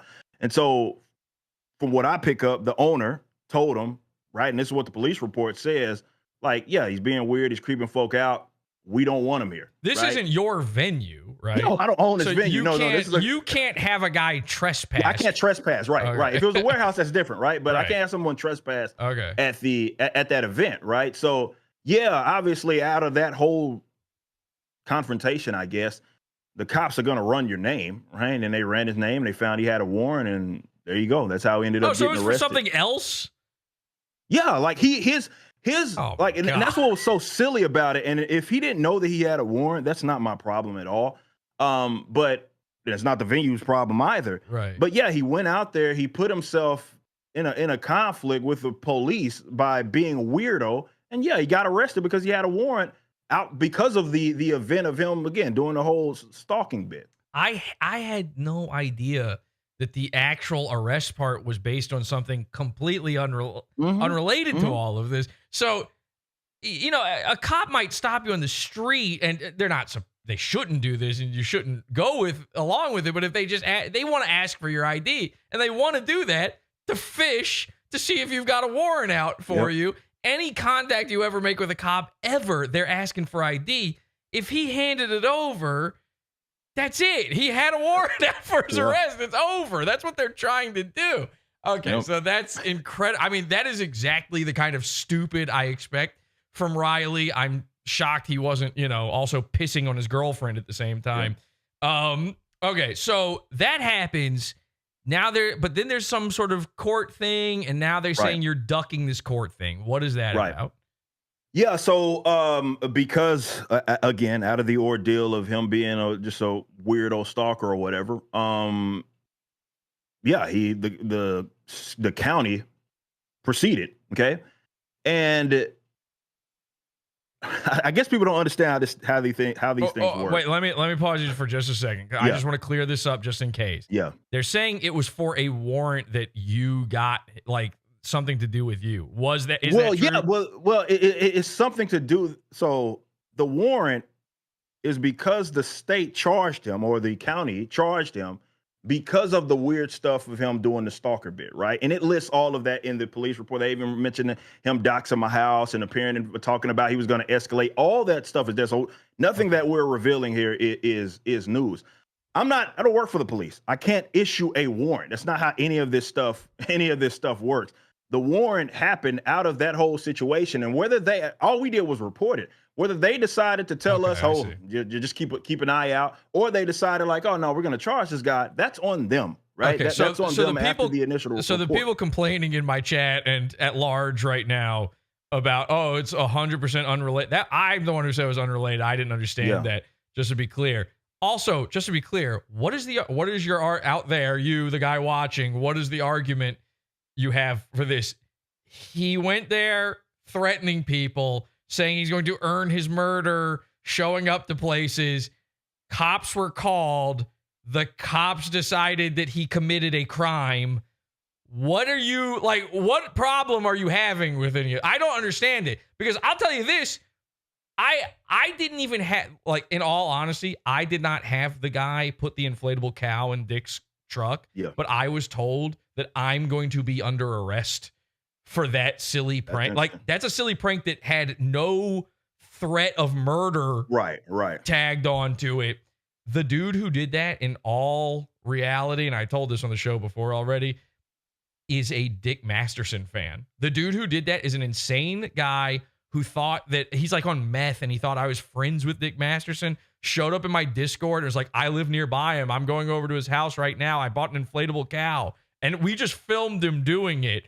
I didn't actually tell him to do any of this. It was all just a bit. This whole Riley thing was all just a bit. And so the same guys who think that I am legally responsible for a meth head choosing to do a thing think that a dude saying he's going to murder you should not at least maybe be looked at. But I mean, I'm sorry, but you, the normal guy out there who's not, you're not part of this internet podcast man world. You're not one of these gay podcasters, as Eric put it on Twitter. You're going to do the same shit. Yeah. This dude's making comic. I don't know. Maybe there's something I don't understand. But anyway, so it was bizarre, man. The whole deal. It's like people thinking that they got you nailed down on just the truth. It is so weird. Of course we called the authorities. We contacted the authorities after that whole deal, and that's what happened. Nothing. I ignored it, and I've shown this. We've seen the receipts that show that I explicitly told the officers that I ignored it all online. It wasn't until that the guy showed up to the business, right, where I'm like, all right, well, okay, I got to report this. I can't just. All right, it's not just internet funny stuff anymore. It's just okay. This guy's taking it a little too far.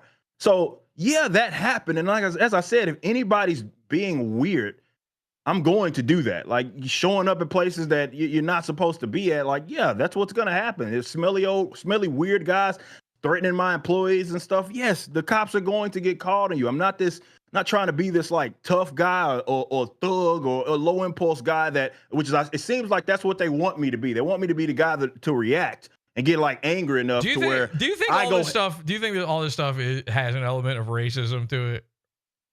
Like, I mean, they have no problem bringing up my race all the time. So it has something to do with it, but I'm not one of those guys that likes to lean into stuff like that all the time and playing the race card. Like, I know that's not what you want to do, but no, on a serious note, they would have preferred me to act out, right? Like, and get myself in trouble, risk running my business into the ground because I wanted to act crazy, right? Oh, someone's threatening me, I'm gonna come see you. I'm gonna go do something to you. Like, that's not who I am. I'm not that guy, right? If you want to be goofy, I'm just gonna call the law boys on you. I'm gonna have them deal with it. I'm gonna go about my business, man. I'm just trying to run a company here. That's it. I'm not interested in any of that. It's not anything I've ever advocated, not anything I've ever done. Like, you've never seen me when I was even doing my content stuff, doing my videos, talking about like appearing at Marvel Studios and stalking the CEO or something weird like that. None of that stuff is ever anything that I've been one to like approve of. So yeah, the whole bit is bizarre.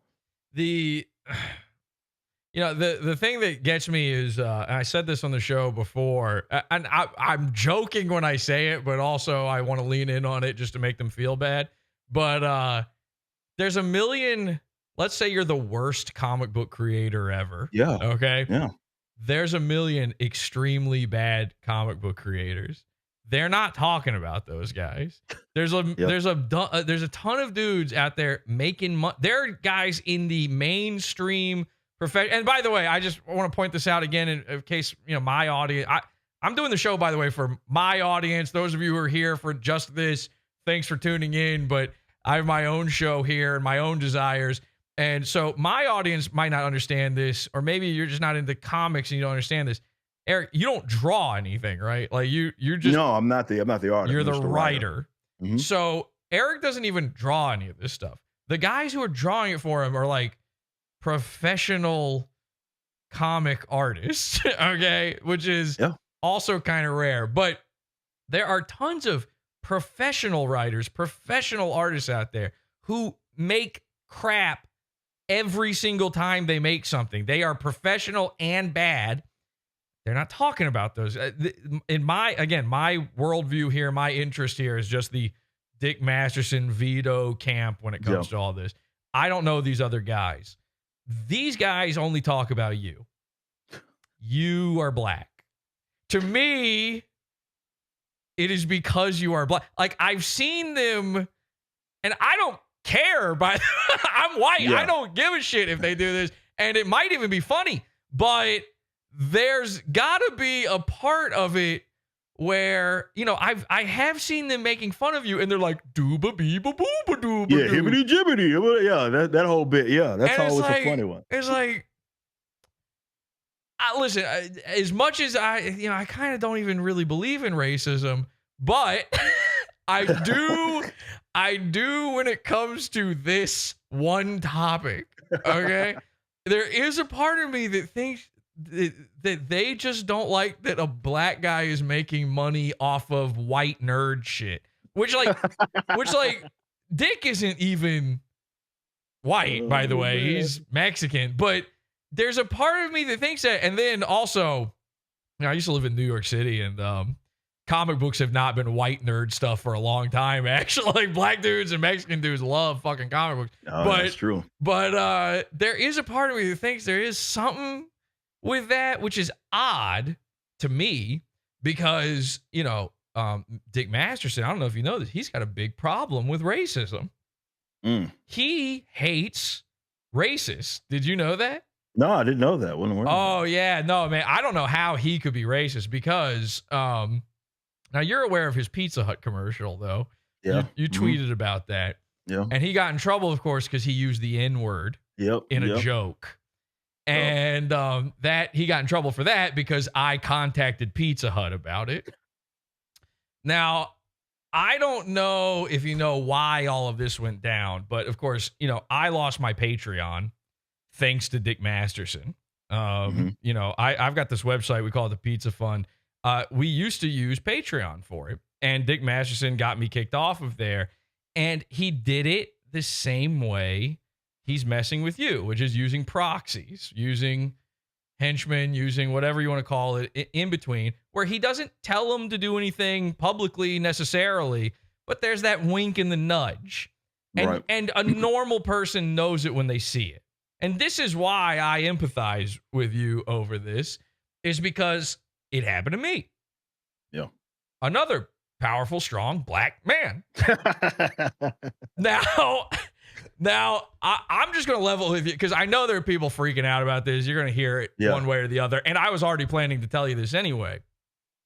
The real reason he got my Patreon taken down is because I was the only person that was friends with Maddox at the time. And it was a way to get to Maddox through me.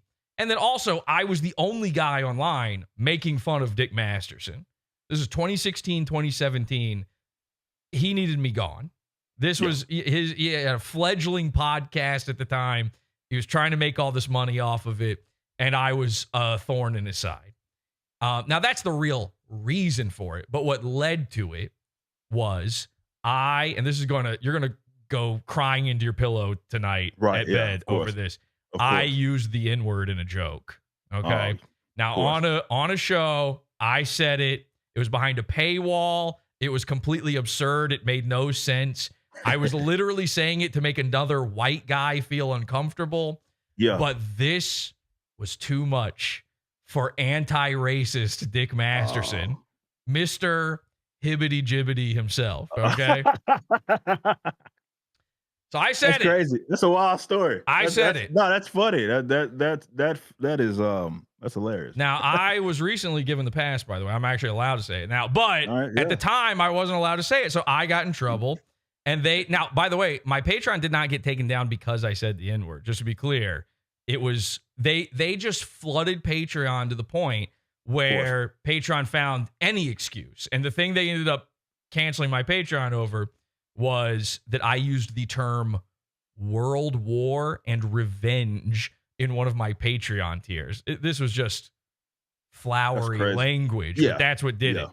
I wanted to share something with you. I thought you might find this interesting. Okay. Something specific about this that I think you'll enjoy.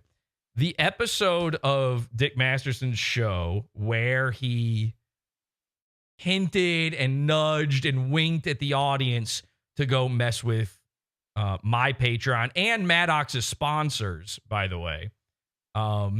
Dick says something very interesting in it. And I just think you will have a particular enjoyment of this, okay? Let's take a look at this. Get you in there, get me in there. And this is the Dick Show episode 32. All right, I've clipped a little bit of this. Check this out. And you said, I think that your sponsors would want to know what kind of shit they're supporting. Was this on the podcast? Or, no. This was on his network, but it doesn't matter who. It doesn't matter who said it. It was part of the network. Oh, okay. Now you hear what they're doing. They're going, it doesn't matter who said it. It's part of the network. They're trying to make it. It was Maddox. It was me who said it. And the network is me. I'm the one guy. So Dick Masterson forever had a rule in a show that you were not allowed to talk about PODAWFUL, which is why I know that you're enjoying appearing on PODAWFUL because you know he can't cover this. He can't turn this into content. He cannot cover PODAWFUL because PODAWFUL talks about Juju. Okay? So this is why he's always kept my name out of his mouth and always talked around it. But they're talking about me. And at the time, he had a giant Facebook fan group and a giant Reddit group.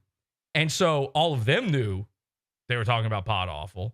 All of them were saying PODAWFUL. All of them said, here's PODAWFUL's Patreon and how to do what Dick said. You just had to be there for it. Now listen to this. Network. It's on his network. So Don Chacos brings up a pretty fucking legitimate complaint.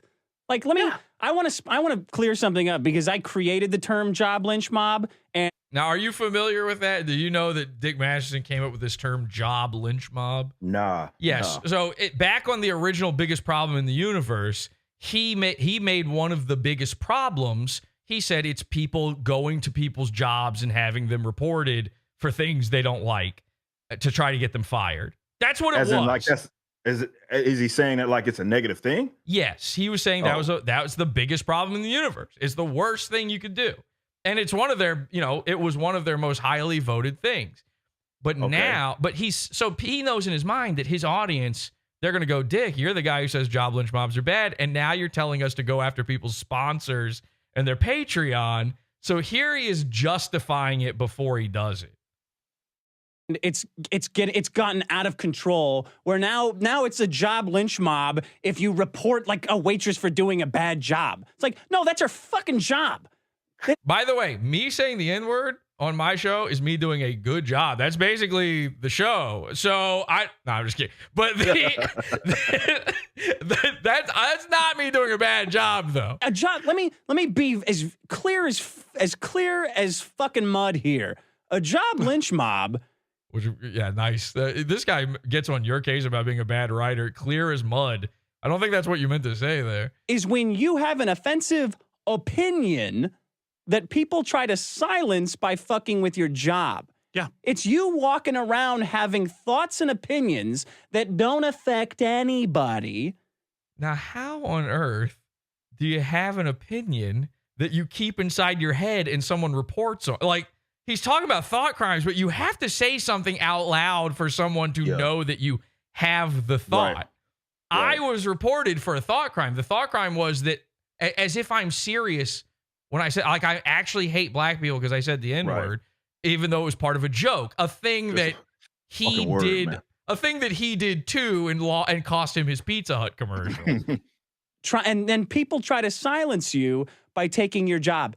A job lynch mob is not telling sponsors that you disagree with the content of their sponsorship. That's called capitalism. That is literally, like, is that not the most Karen fucking thing you can do? Yeah, that sounds, hearing him say that makes sense because, again, this is the same guy that also was tagging the IRS. With us. Yes. So that goes with that sort of behavior. And he's also hollered any like colleague of mine that has ever worked with me. He's always trying to paint me in a negative light and tagging them and doing stuff like that. He goes along with the whole lawsuit that he tried to gay op where he's tagging like the CEO. This is very much what he tries to do with us, and he's going after people's bottom line. That's ultimately what he's describing. He doesn't like that you make money. That's all it is. Yeah, that's all it is. So it's okay when I guess he does it under his circumstances, but not the other way around. That's interesting. Well, that's interesting. It gets more interesting. Now, you got to hear this part.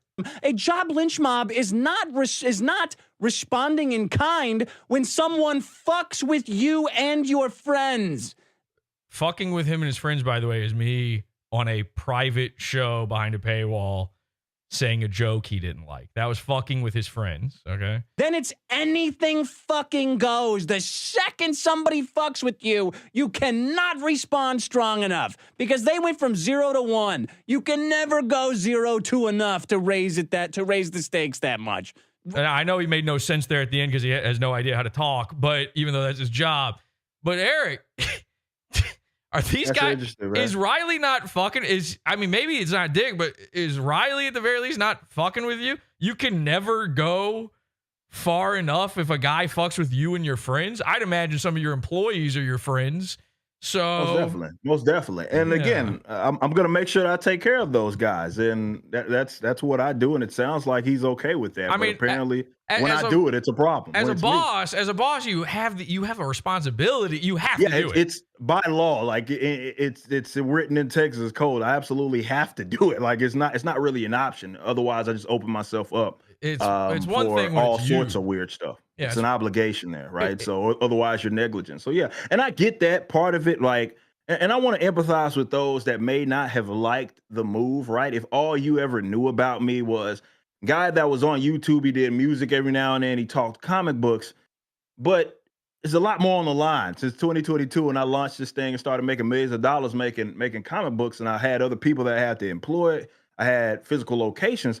That's a different animal. And yeah, as a boss, to your point, I have to do it. I have to do it. I'm going to. It's not anything that I'm even sorry for. Right. I'm going to do it. All right, now it actually gets worse. Whoa, listen imagine to this. that. Yeah, listen to this. That is, I just want to be fucking clear what a job lynch mob is. It's opinions. His host is this host on the network who I won't bother mentioning. Him and his It doesn't minions matter. came It's after the network. It's the fucking network is responsible. Yeah, it's the network. It doesn't matter who it is. Who cares? Sean, who cares? It doesn't, don't say his name. Doesn't it kind of, if you're saying people should report us to our sponsors, don't you kind of need a name of the guy? But no, he wanted people to say Maddox. Now, here's the thing. You don't know this, but I didn't have sponsors. Even though I was part of the network, I specifically joined Maddox's network and told him, I do not want to have any of your sponsors. I do not want ad revenue. I want to make money off of my Patreon by doing this. I just want the exposure. And so he knew that. He knew that saying going after sponsors for the one guy that's on the network actually meant going after Patreon. I literally sold my Patreon on my show at the time by saying, we don't have ads, we don't have sponsors, we have a Patreon. Right. So this is like, this is all dog whistling. This and the people involved. First of all, if all of a sudden you got a show that you like and let's say there's a show that you don't like, they would end up going after, if you want to go after the show, you go after their sponsors. That's just how it works. If you want to go after the show, it's like, well, why do you want to do that? I mean, there's no reasoning for it. You can't explain that beyond something was said you didn't like. That's opinions. Right. And Dick says, I thought that his excuse for Job Lynch Mob was crazy before. What he says here is so unraveled, it's unbelievable. And then the show has to refine itself. It's not remotely the same. It is not. A job lynch mob is if somebody has an opinion. They're walking around thinking, oh, marriage should only be between a man and a woman. Oh, marriage should be man versus man. You don't. Marriage should be man versus man. I think the Craigslist thoughts are creeping into his mind right there. Marriage should be man versus man. Listen, Men Are Better Than Women is definitely a book that guy would write. That's a very interesting thought. Hurt them for having a fucking opinion. That's the point. It's a fucking opinion. It's not somebody trying to fuck with you. If somebody comes over to your house and writes, "Hey, asshole" on it, do whatever the fuck you want to them. Wait, whoa. Hold up. Jesse, that's the first time I've seen that. Are you for real? Yeah, that's real. That's fucking real, man. Of all the analogies to use, what? That is 2017. Let me run that one back for you. Just in case people don't understand. Just in case people don't understand, this all started with Riley leaving a little "fuck you asshole" basically note on your business, right? Yes. Okay. Hey, That's asshole crazy. on. Yeah, this is nuts. Fuck with you. If somebody comes over to your house and writes, "Hey, asshole" on it, do whatever the fuck you want to them. Because do is the most. Who still has a problem with Eric calling the cops? Raise your hand in chat. That's crazy, bro. Do whatever That's the fuck wild. you want. Now, hang on a second, Eric. Hang on. Maybe he meant like fight him, punch him. Maybe he didn't mean legally, okay? We gotta be fair. Trying to be fair. We gotta be Okay. fair. Let's keep listening. Maybe he doesn't mean legally. that you can do under the law. Oh, never mind. Oh. That's crazy. That's the first time I've heard that. That's blowing. Oh man, I'm seeing this in real time. That's blowing mine. Like no joke, bro. That's crazy. So yeah, shout out, because that means that I was very much in the right, and you agree with me. When you go around leaving stuff on people's windows, writing stuff, yeah, do whatever you want. Like call the cops. You can do that under the law. Which is what I did. I've had this moment in this episode 32. That's crazy. Episode 32 of the Dick Show is burned into my memory because it's the episode where I lost my Patreon over it. And I've every time that a guy has gone to Dick's house and left something or fucked with him, that moment right there is what's in my head. And here's what he thinks about it. That's why the law's there. Get him fired, whatever. Get him fired, whatever. He doesn't say, get him fired. And by the way, PODAWFUL is my only job. It was back then. So getting me fired is killing me. Getting me, taking away my income stream, that's murder. It is. If you successfully deplatform and cancel a guy, which, by the way, Dick Masterson cried because he was debanked because his platform got debanked. If you do that to a guy, you're taking food out of his mouth. You're taking food out of his family's mouth. And even if Dick Masterson, Dax Herrera, even if Dax Herrera's, he's got a wife and a child on the way, even though it's probably Maddox's kid. But even still, if he's going to be raising it and you try to take food out of that baby's mouth, you're trying to kill that baby. That's the way I've always looked at it. And it's a fucked up thing to do for sure. No doubt about that. And Dax's girlfriend is a very big part of the show. She helps with the show. Everybody tries to say, "Oh, she's got nothing to do with it." She is extremely involved in the Dick show. And I had on a guy, Ethan Ralph, not too long ago, who was talking about these guys. He didn't want to talk. He didn't want to say anything bad about her. I just want to be clear. What I'm saying applies to anybody. It applies to my enemies. If I was trying to get their money taken from them, I'm basically a murderer. And so if I'm trying to take food out of Dax's baby mama's mouth, which I wouldn't do that because her food, I assume, is Maddox's cum. But hang on now, Eric.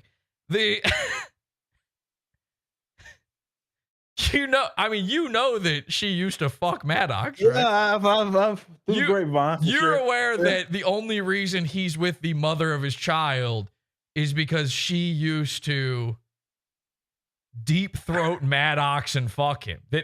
He basically is using this woman as a vessel through which he could spiritually, sexually bond with his god, his master, Maddox. Yeah.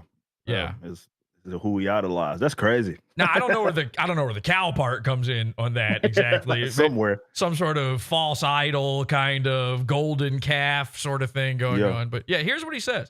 That's why the law's there. Get him fired, whatever. Stop at fucking nothing because they fucked with you first. It has nothing to do with silencing opinion.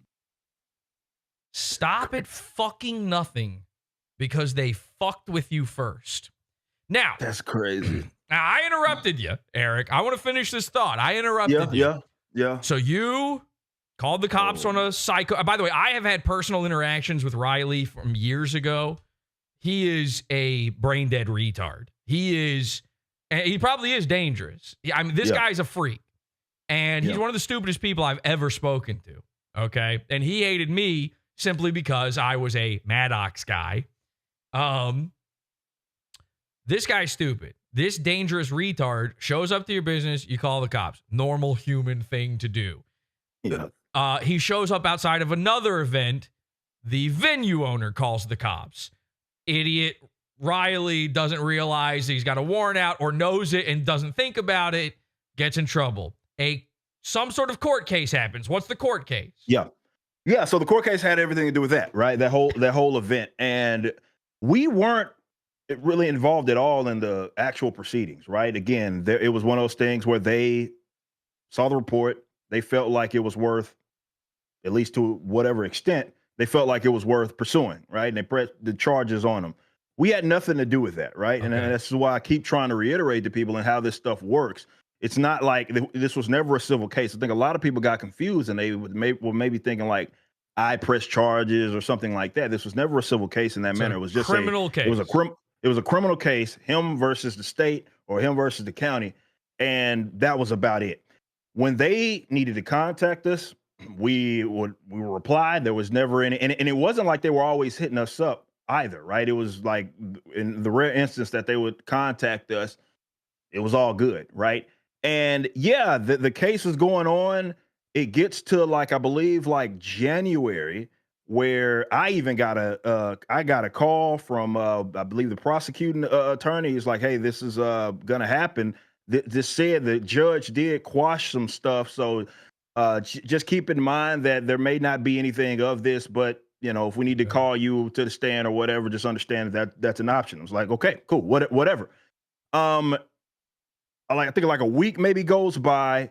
There's a serving to 3 of our employees. Okay. And one, they didn't serve because he wasn't there. Right. So if you did look they at serve them at your place of business? At the warehouse. Correct. So would you have been there? Would you have been there when that happened? No, or no? I would have never.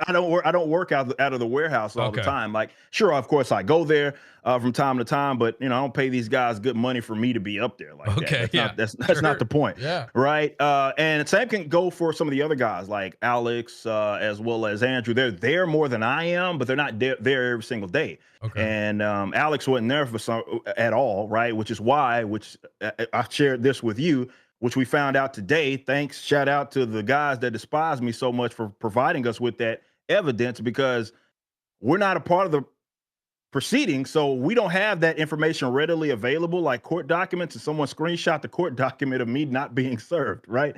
It says unserved on it, and that they never even tried. Now, I can't make sense of that as far as why they didn't. Maybe it was because I was very cooperative. They didn't find a need to do that. I have no idea. Let me just ask you directly. Right. At any point, did someone attempt to serve you and you ducked it? Nope. Never happened. Never happened. At any point, were you unwilling to be a part of whatever this court case would be? No. At every point, I was willing to testify. They knew that. We have contacts that show that, right? They had no issues contacting me. And why wouldn't you want to be a part of it? That's what I don't understand. There are some people like that were putting things out there saying, well, he wouldn't want to talk about his past. And I was like, yeah, you might find that I rolled through a stop sign when I was 19, but that's about it. Like, if you want to do some discovery, it's not like any crazy thing that I did that you're going to find. Like, I had no issues testifying out of that whole deal. I was perfectly fine with that. So yeah, like if they needed me up there to go say the same thing I had already said, stalk a weirdo stalks, that's what I would have said. It would have been no problem whatsoever. Okay, but what do they have a problem? Do they have a problem with that you weren't involved now, or what is the issue? Right, it went. You see how the post shifted so quickly, right? It went from he was very involved and all that stuff to, well, he didn't actually want to be a part of this, right? He wouldn't want to testify anything like that. I'm like, make up your mind. It seems like they want you to destroy this guy that they supposedly are on the side. I'm not joking around. I don't fucking understand it, man. Right. What do they want to happen here? Do they want Riley in trouble or not? Do they think he should be or not? Right. And I don't honestly know that. And it's like, again, the document that people had shared out today, which shows I went unserved, there was never even an attempt, right? There will be a return. It would say return served or unserved, like it did with Alex, for example, because Alex wasn't there. They tried to serve him. Just for the audience, I don't want to pull this up right now, but you posted these screenshots. There's two important screenshots that were posted on Twitter today and yesterday. And you show, it's got a list of all the people that were attempted to be served. And there's an interesting thing where you're the first guy, and it does say you are unserved. Yes. But then the guy right below you, it says returned unserved. Correct. Which when you look up what that means, it means they attempted to serve that guy and they didn't get him. But if it just says unserved, it means there was no attempt made. Yep. That's exactly, you put it perfect. And anybody wants to, don't take our word for anything. You can go look at the Texas code or the procedures or whatever, and it states that. I looked it up. I had to look it up to see if what you were saying was true, because I'm not just going to believe you for no reason. You shouldn't ever just like take my word for it. But that's the odd thing about. So people, Jesse, in that people in chat that were saying, so then why didn't you show up, and why were you dodging calls? What does that mean? I don't know, because it's hearsay. They're basing that, and you can ask. This is why we haven't seen any receipts, Jesse. We'd see them by now if they existed. Some court prosecutor went on record and said that, oh, I couldn't get in contact with these guys. They've been uncooperative. It doesn't exist. They're going based on and I think it's the Cow's podcast, someone saying, I guess that was part of his defense, maybe, and I could be getting that wrong if that, I don't want anybody to quote me on it, but someone apparently in their party is saying that, but it's hearsay. There's no receipts that show that. Hey, to anybody saying he's lying about this, I'm at PODAWFUL on Discord. I'm at PODAWFUL on Twitter. Whatever. I want to see it. I want to see it. I'm listening. I'm reading the chat. I would love to see it. I would love to see that as well. Some them going on record saying it would be true. And look, I'm not even saying that. Okay, let's assume that they had a conversation with the prosecutors or whatever, like maybe the defending party or whatever, and maybe they misheard them say that. I don't know. I can't say that. All I could say is there's receipts of me being in contact with them. There's receipts of them contacting us, and there was never any instance of I didn't show up somewhere. The email, I proved it, showed it, which I shared to everybody. The only email of any of us like showing up somewhere is them telling us not to show up because there was either it was disposed of as a term that they had used, and we're like, oh, okay, cool. But absolutely, show the receipts if they exist. At Jesse, let them tag me in it as well. I'd love to see it if there's receipts of them stating that they had difficulty getting in contact with me. And this is the thing, Jesse, and this is really, really important about this. By the way, none of them are answering me why you would not do this and why they have a problem with you not doing it. Right. I'm waiting for the answer of why it's bad that he didn't. I don't know why they wouldn't think I wouldn't testify. But here's the thing. Even if you did take their word for it, there's nothing that shows, again, to my knowledge. Yeah, or pull it up. Please, pull up. No, but there's nothing that shows that or their ability or inability to serve me had anything to do with how they proceeded, right? Whether they chose to or like, I guess, go through with the charges or whatever. That had nothing to do with whether or not they could serve me, because that was never an issue. That was never an issue. But by all means, guys, show those receipts. Other than right now, everybody's saying that, well, their party is stating that they had a conversation with the prosecutors. And that's hearsay, bro. Like, there's nothing. Okay, they're saying it's a problem because it makes you a pussy. By the way, it's like I'm perfectly fine with people thinking that I'm soft because I called the police. Well, I tell you what, though. Hang on, let's showing about my. You know what? I'm cool with that. No. Eric, I have given you a beautiful gift here today. And not me, actually. Dick Masterson, Juju the Cow. Okay, this is JUJUGATE. Juju gave you a gift today. He didn't mean to, but he did. He gave you the gift of you can never go far enough. True. They fucked with you first. You can't fuck with them hard enough. How about this? They want blood for the blood god. That's what it really is. That's what they want here. You're already saying you got no issue doing what needs to be done legally with this guy messing with you. And this guy is continuing to measure. I mean, this has not stopped as far as I'm aware. He's continuing to make these videos and make these bizarre threats. I feel, did somebody show up to your grandfather's grave or something? Yeah, it showed up to my grandfather's grave, including the pet retard, at least according to his own account. So they listen. I think they left the "fuck you asshole" note on your door. All right. So how about this? Just say it right now. Would you look into the camera right now and say, live on air, if you fuck with me, I am willing to fuck your life up legally. I mean, your words. Say it how you want. No, 1,000%, guys. And this goes for anybody that's out there. If you are going to take it that far, where you're messing with my business, messing with my employees, trying to jeopardize the business, absolutely, I will call the law boys on you. And it's really simple as to why. And you will show up to court. You'll show up to court. Yes, I have no problem showing you will to testify. Tell them that you're being weird. Yes, absolutely. I will testify 1,000%. I will do that. And it's an easy, like, it's not that difficult to understand why. It's because I am not going to put my business at risk, and I'm not going to especially put my own life at risk if it means that if I do, let's say it escalates to something crazy, right? Like, I'm not saying that I know exactly what that might look like, but if it escalates to something crazy, it needs to be on record that Eric July, the Rippaverse and its parties did everything to go by the book, right? So now, if something happens, whatever that is, if it escalates and business has to be handled. By the way, everybody in the chat, this is I hate to hijack your show here, Jesse. I always say this. Everybody in the chat say business. You know this is how we do. Say business. Type business in the chat, by the way. But yeah, if I have to handle business, I'm going to do that. So you will show up. You will go to court. Why was it? The law boys asked me, could you tell them what you told us? I will sit there and say yes, and I will do it every single time. Make all the videos you want. Keep it on the internet. Make fun of me. Say the comic books suck. Say you don't like them. Nobody cares about that. You can do that, right? And make no mistake, there may be people that disagree with you. Just leave my business. Like, as far as showing up to places that you ain't supposed to be at, showing up to my house, I think that's an easy request. Just don't do that. You'll be okay. But if you do, yeah, law boys, they're gonna get called on you, homie. We got every time. We do have business in chat, by the way. Business in the chat. I love it. Let's go.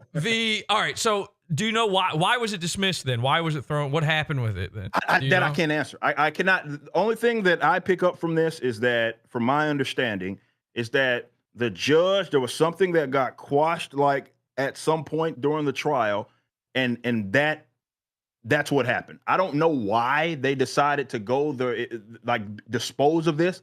I have no idea. And they wouldn't tell me stuff like that either. Like, the only thing they would discuss, and I'm aware of that. I will say this. I am aware that because the prosecutors told us, like, that was a potential thing, right? Outcome, right? That it would happen because of the judge and the whole quash motion or whatever. So yeah, that we knew about that, but again, it's not a plaintiff type of situation. It's not a civil court. Like, I'm not the prosecutor, obviously, in the criminal case. I'm just the guy that they would call there if they, wanted me to, I guess, kind of let everybody know my account. But that's it. That's all that would happen. So I'm not really sure. They're going to have more information about that than I am. All right. Listen, you can never go too far. I believe that is what really needs to be said here. I'm dead serious. You blew my mind, like, listening to that. You got fucked with, and I think crazy. You're fully, 10 toes on it, behind business. Yeah. Behind business, standing on it and behind it, and in front of it, actually, and as in well. front of it, yeah. Sliding on the ops, all the terms. I've just been looking for any excuse to use sliding on the ops lately, so I'm happy to do that. And speaking of sliding on the ops, now here's the part that Dick Masterson and all of this didn't account for. See, you're a big, well-known guy. I don't know how many followers you got or whatever, but you're a well-known dude. And he thought PODAWFUL was too small for Eric July to appear on the show. See, if this meeting right here happened on any other show, if you were saying this stuff, if you were directly telling the camera, I'm ready, go ahead, show up again. It's fucking happening. Next time you might not be so lucky. It might not get dismissed. If that happened on any other show, that ends up on the Dick show. But I guarantee you this does not get covered. Now, he'll talk around it, but there's not going to be a video. They're not going to do a bonus show about it or any of that. And the reason for that is very simple. Juju the Cow, Marie, you're gay. You went to Craigslist and Burning Man. You suck guys. Jamie Lynn Hughes, the simp texts. What am I leaving out here? There's probably so many things at this point. The lolly, the cuties, you're a pedophile. Listen, all of these things. He's not willing to do it because of me, because he now knows we've unlocked the key here. That audio clip is devastating because now that's carte blanche to slide on the ops. And the thing is, here's the deal. I've got henchmen. I've had henchmen. Now we don't know each other. You and I, we don't know each other. I don't owe you anything. You don't owe me anything. I appreciate you coming on the show, and this has been interesting and fun. Yeah. And and we've riled people up. I think we've had a good show here. I think people have really gotten upset about this, and that's what I like to see. Everybody's dying for me to ask you the tough question. I don't know what the tough questions are. I haven't seen a tough question. Every question I've seen in the chat, by the way, I've asked you. And then you say it, and then they go, well, actually, that's not good either. So here's the deal. I owe you nothing, but I'm just going to put it out there. I got henchmen. Now, am I telling them to do anything? No. But if I saw a Riley show up and leaving a note says, fuck you, asshole, somewhere on a grave, for crying out loud. I had a guy try to do that to my brother's grave one time. Wow. I see that. It turns out my brother wasn't dead, so it was fine. But, but he thought he was. So I'm just saying, I've heard the clip now. Pulling up is on the menu. Pulling up. Listen, Riley's got a house. Riley lives somewhere. He doesn't have a house. Let's be clear. He lives somewhere. He's got a hovel. He lives somewhere. Mint Salad lives somewhere. Eric July is willing to play by the rules and go by the book. And he's going to do all the stuff that everyone's complaining about him not doing. He just said he would do. Yeah. I'm ready to slide on the ops. I'm ready. You can never go too far. Dick Masterson sent henchmen after me in 2017. In 2025, he's sending his henchmen after you. The henchmen can come and meet in the middle. I was the guy in 2017. I was the guy who was in the middle of a proxy war between Dax Herrera and Maddox. Okay, that's what I was. I was cannon fodder in the middle of that. I got my shit clipped because of these two guys, right? And now I got henchmen. Now I got guys. You want to do a little proxy war? We can do a little proxy war. I'll do a little proxy war. I don't care. It's just fun to me. At this point, it's sport. At this point, it's a good time. I'm only going to ask Eric July to do one thing. I'm begging you.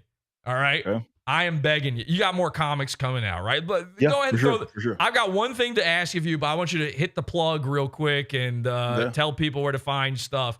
Because I gotta ask you to do one thing. Okay. Well, you can find me, rippaverse.com. That's where we put out all our books. It's not just me writing. For those of you that don't know, we have a talented, array. We got Saska's there, Chuck Dixon, legendary Chuck Dixon. Mike Barron's done some work for us. And we're continuing to grow. So you can go to rippaverse.com. We got all styles, genres. We also have Ripasend, which is our creator-owned publishing wing, where it's not necessarily part of the Rippaverse, and we have some that's where the Gabriel and the Guardians thing with Angel Studios that come from, and Jay's Achromatic Chronicle series, which are all ages book. So yeah, you can go to rippaverse.com, and we love to have you. We appreciate you so much. All right, here's what you got more books coming out. Yep. Right. You're always working on something, right? Mm-hmm. Here's I gotta ask you this. All right. Okay. I am begging you to add a character to your lineup. Now, I'm not saying they gotta have their own book. I'm saying like a cameo, just something in the background or something, just a little side piece. There's gotta be a panel that you could fit this in. Somewhere, right? Have your guy throw it in there. Hey, listen, you can use 3D and AI to make this for all I care. All right? Here's what I'm asking. I invented a character, and I would love to see him in the Rippaverse. Okay. All right? Now, as you can see, my logo and my style here, I got the black and the yellow, which I think really lines up. Well, that's kind of yours. That's our colors. That's your colors too, right? So my character, he wears black and yellow. All right? Now, this is where it gets crazy. You've built a whole world out of nothing, out of nowhere. You built this whole world of these superhero characters, right? Well, I'm kooky. I'm a little different, all right? I do things a little differently, you might have noticed here, Eric. And my character, he's a superhero who kills other superheroes. Okay? Now, it's never been tried before. That's never been done. This is brand new. And his name is Super's Killer. Now, nobody's ever put out a comic book called that. And they've never put out there's no art out there anywhere on Earth in a comic book where a character that wears black and yellow, the PODAWFUL colors, big SK for Super's Killer on his chest. This doesn't exist. He's somewhere. Do you know the? I think is it a DC villain or it's anti-hero who's called the Heckler? You know what I'm talking about? There's a character. It's a kind of a random side character. He's sort of like the Heckler meets Deadpool meets. Listen, this dude, he's got swords and guns, and he's got superpowers. Now I'm begging you, all right. I don't know what we got to do to make this happen. Maybe we got to throw a few more into a crowdfund or something. Whatever has got to happen. Maybe it's a stretch goal. I don't know what's got to happen. Just a panel and a half of I saw him. He's there. He's in Flores Park, right? He's standing there, and he's like, the serious thing is going on, and then all of a sudden a guy shoots at him. He's like, what the fuck? And then he looks down. It's Super's killer. And by the way, this is free. I'm not asking for any royalties on this one. I'm not. This is the idea. I appreciate that big time. This is you onto something, man. I know you say it used to be in comics, man, but with these very thought-provoking sort of characters, man, you got to think about getting back into it, right? Yeah. Have you ever even thought of an idea like that? I've never even considered a character that kills other superheroes. That's never been done in comics ever. Which, by the way, most people would just call that a supervillain, but is a brand new concept. So he's got spiky hair and a mask. He wears yellow and black like me, and he's Super's killer, and he kills supers. Okay, you got a name. What you've got a name for your guy? Like, what is it called in your comic book universe where they're like the superhero people? They've got a name, right? Oh, Accepts. Yeah, Accepts. He's an Accept killer. Okay, maybe he's EK on the thing. I'm just saying, there's enough panel space in there to sneak this in. I could probably figure that out. You got to fit that in. Idea. You never know, man, because fans might like that completely original idea. Maybe we spin that into a series that I'm thinking actually gets delivered. Maybe a team up between him and is it Gooding?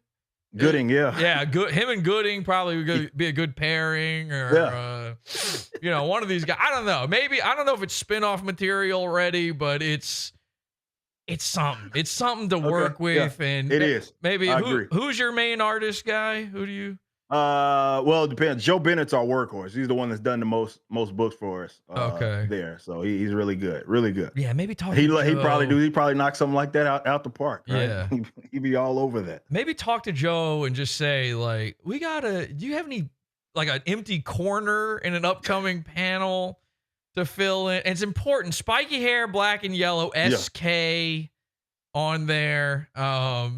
These are all, this is my IP. So I give this, it's a gift to you. And I appreciate that. You're a very generous man. I appreciate that big time, man. I appreciate you coming on. Thank you. Everybody, ladies and gentlemen, Eric July. Go check out his stuff.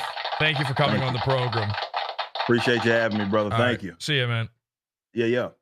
And okay, so here's what I'm going to do.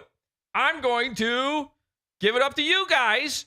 Anybody who wants to explain to me Hi, Jesse. Hi, everybody. Anybody who wants to explain to me what Eric lied about, now's your time. Don't run away. Don't be scared. I'm going to give you, I'll do a direct link here. Can I do that? I'm just going to do a direct link to our call-in. This should work. Otherwise, PODAWFUL.com/cult. I'm willing to speak to anybody, look at anything. Join the call-in channel. Join me on air here and tell me exactly what Eric July lied about. Nobody else would give you the time. This is also an open invitation now to Vito. This is an open invitation to Dick Masterson. I'm willing to hear out anybody the exact same way I just did Eric July. I got no side in this. Let's go. I'm waiting. Hello, anybody out there? Please call in. They're saying this is a joke interview, someone says. You mean on my comedy podcast where I don't give a fucking fuck about your comic book gay shit? Yeah. And I'm still willing to listen. Comic books are fine. But I just don't care. Listen, you have invested. If you are this on this guy's ass, seems like a nice guy. I don't know. If you're this on his ass about it, I need to hear you calling out all the other terrible comic book makers out there, or at the very least supporting the good ones. Sven Stoffels, The end. I don't have another person to add to the list. I don't know. Go by Butch Killigan. I need you to talk about something else. Here's your only chance to tell me anything about Eric July. It's happening right now. Hi, Erkwit. Hey, Jesse. Nobody. It seems like nobody wants to pull up. This is a new segment, Erkwit, we call Pull Up. FAFO.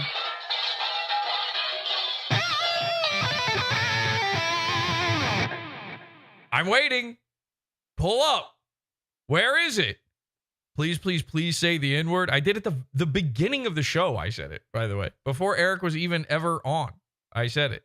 You're typing the N-word in chat. You say it. How about that? Go ahead. Try.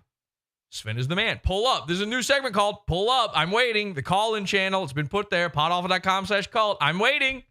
I'll check. You know what? I'll check my Twitter DMs.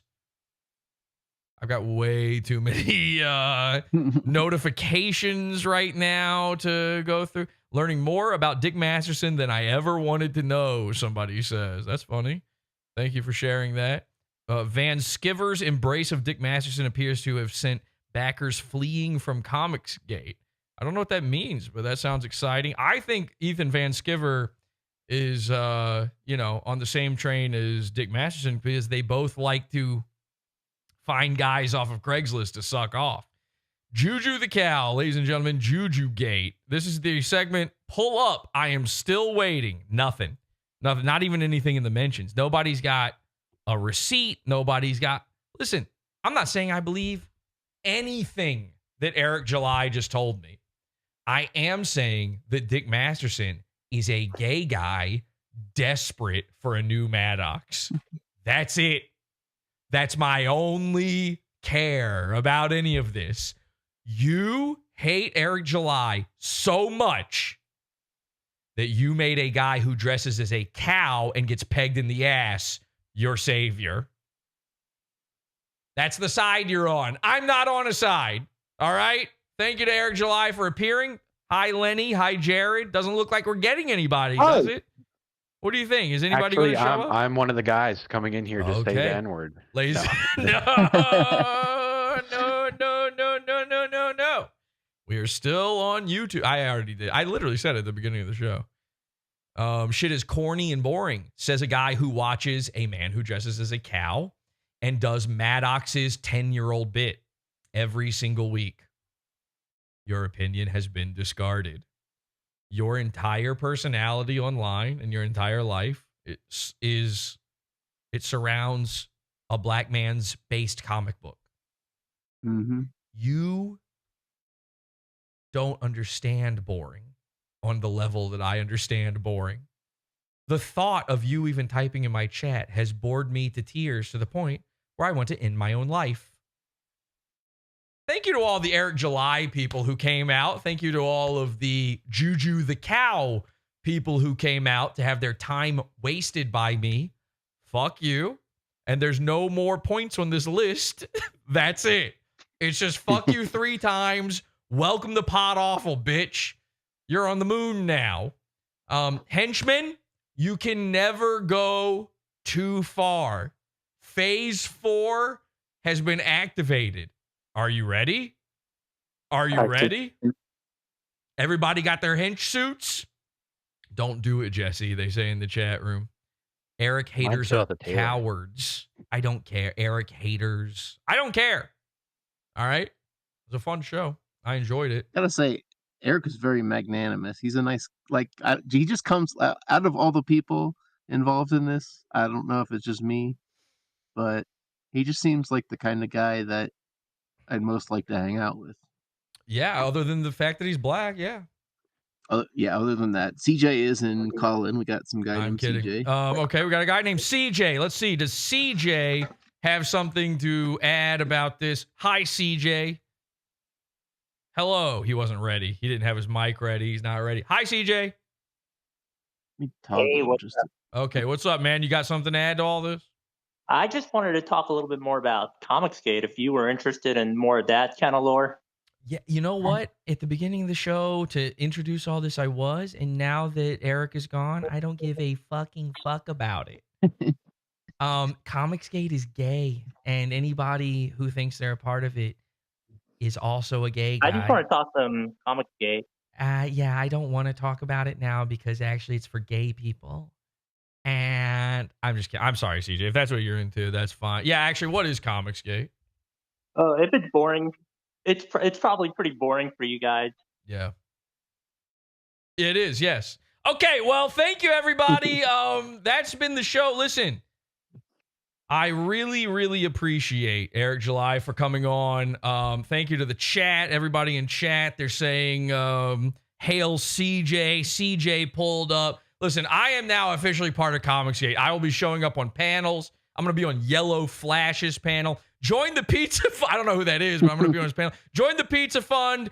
Get all of our primo content, our bonus content. PODAWFUL.pizza. And until next time, have an awful day.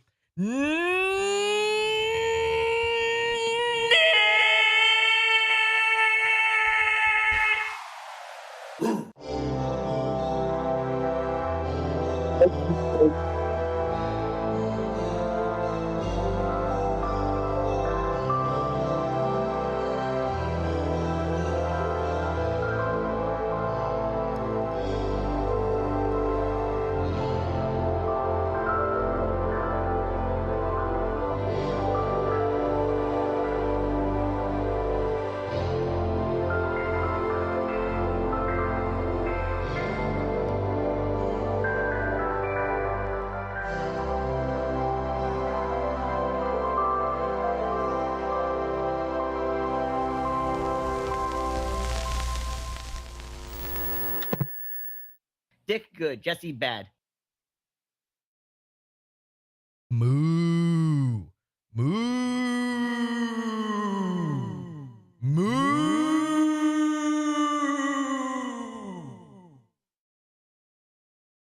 Wait, hang on a second. Are you pulling up right now? Are you officially, this is an official pull up? Yeah, it's an official pull up. This is all right, ladies and gentlemen, this is an official pull up. It's an official pull up. This is somebody that's I've actually supported Eric July, and I've actually followed some of the stuff. Mm-hmm. If you don't mind. And oh yeah, no, I don't mind at all. Go ahead. Yeah, I've been talking about some of this stuff on my channel as well. And this is some of the stuff that, like, a lot of the reason why you're not going to get a lot of these people that are against Eric July is because they don't have anything. Right. Or they don't. And then I'm not just saying it because I support Eric. I actually, like you, I do take the time to look, and I actually support Eric July. It's no question. It's no this, it's no what's the word? I guess I can't think of the word now. I'm getting all camera shy, but you're all right. It's no secret. You feel me? Yeah, go ahead. And it's no secret that I do support Eric. So I'm like, like I said, I support what he does. He has something good going, and why not? When it came down to the comics and stuff like that, he's actually got something going. Right. I will make one small correction. It's not technically a crowdfund. He actually, it's a pre-order campaign. He goes into a whole big difference of the difference between the two. Yeah, no, I agree with that. I mentioned something similar to that earlier, but yeah, I agree with you. Yeah, it's a pre-order campaign, but I've actually gone with some of the people. Vito's one of the people, and I've seen things with Dick Masterson. I've tried to like listen to them and get their points of view. They're haters at the best. They're haters at best.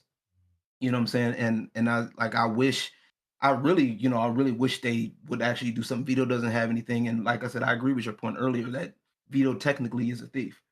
You know what I'm saying? He would be a thief by all intents and purposes, because that's what he's done. He hasn't put out anything. He hasn't put out. Right. Technically, you're supposed to. You're like, as a creative, and when I hit on Vito's points, it was as a creative, because I do other things as well. Like I do more of the music, I do gaming, and I do other stuff. So sort of a SoundCloud CEO, yeah. Something like that. Right. We getting there. We making it somewhere. But when I attack this stuff, I'm attacking this on a more, I guess, practical level. Right. You know what I'm saying? If you do have a fan base, no matter who you are, it is your duty to provide for your fans. You know what I'm saying? Of course. The reason why I was upset with Vito and all this stuff is that they literally, the drama farming stuff is easy content. Anybody can do it. It's flash in the pan. And this is all it is. literally all it is. It's flash in the pan bullshit. Yellow flash in the pan. Yeah, yeah, that too. Yellow flash in the pan bullshit, if you want to call it that. And my thing is like I try to sit back and I try to watch people, listen to them, and see what they got going. And I listened to these guys, Vito, Dick Masterson, and I was blown away by the clip about what just happened earlier. I damn near fucking want to take my keyboard and throw it because I'm like, what the fuck? You feel me? But it's one of those things where, like I said, I'm attacking this from a more, I guess, perspective of a creator. Like if I had that position, I want to make sure that anybody that's watching me is having the best experience possible.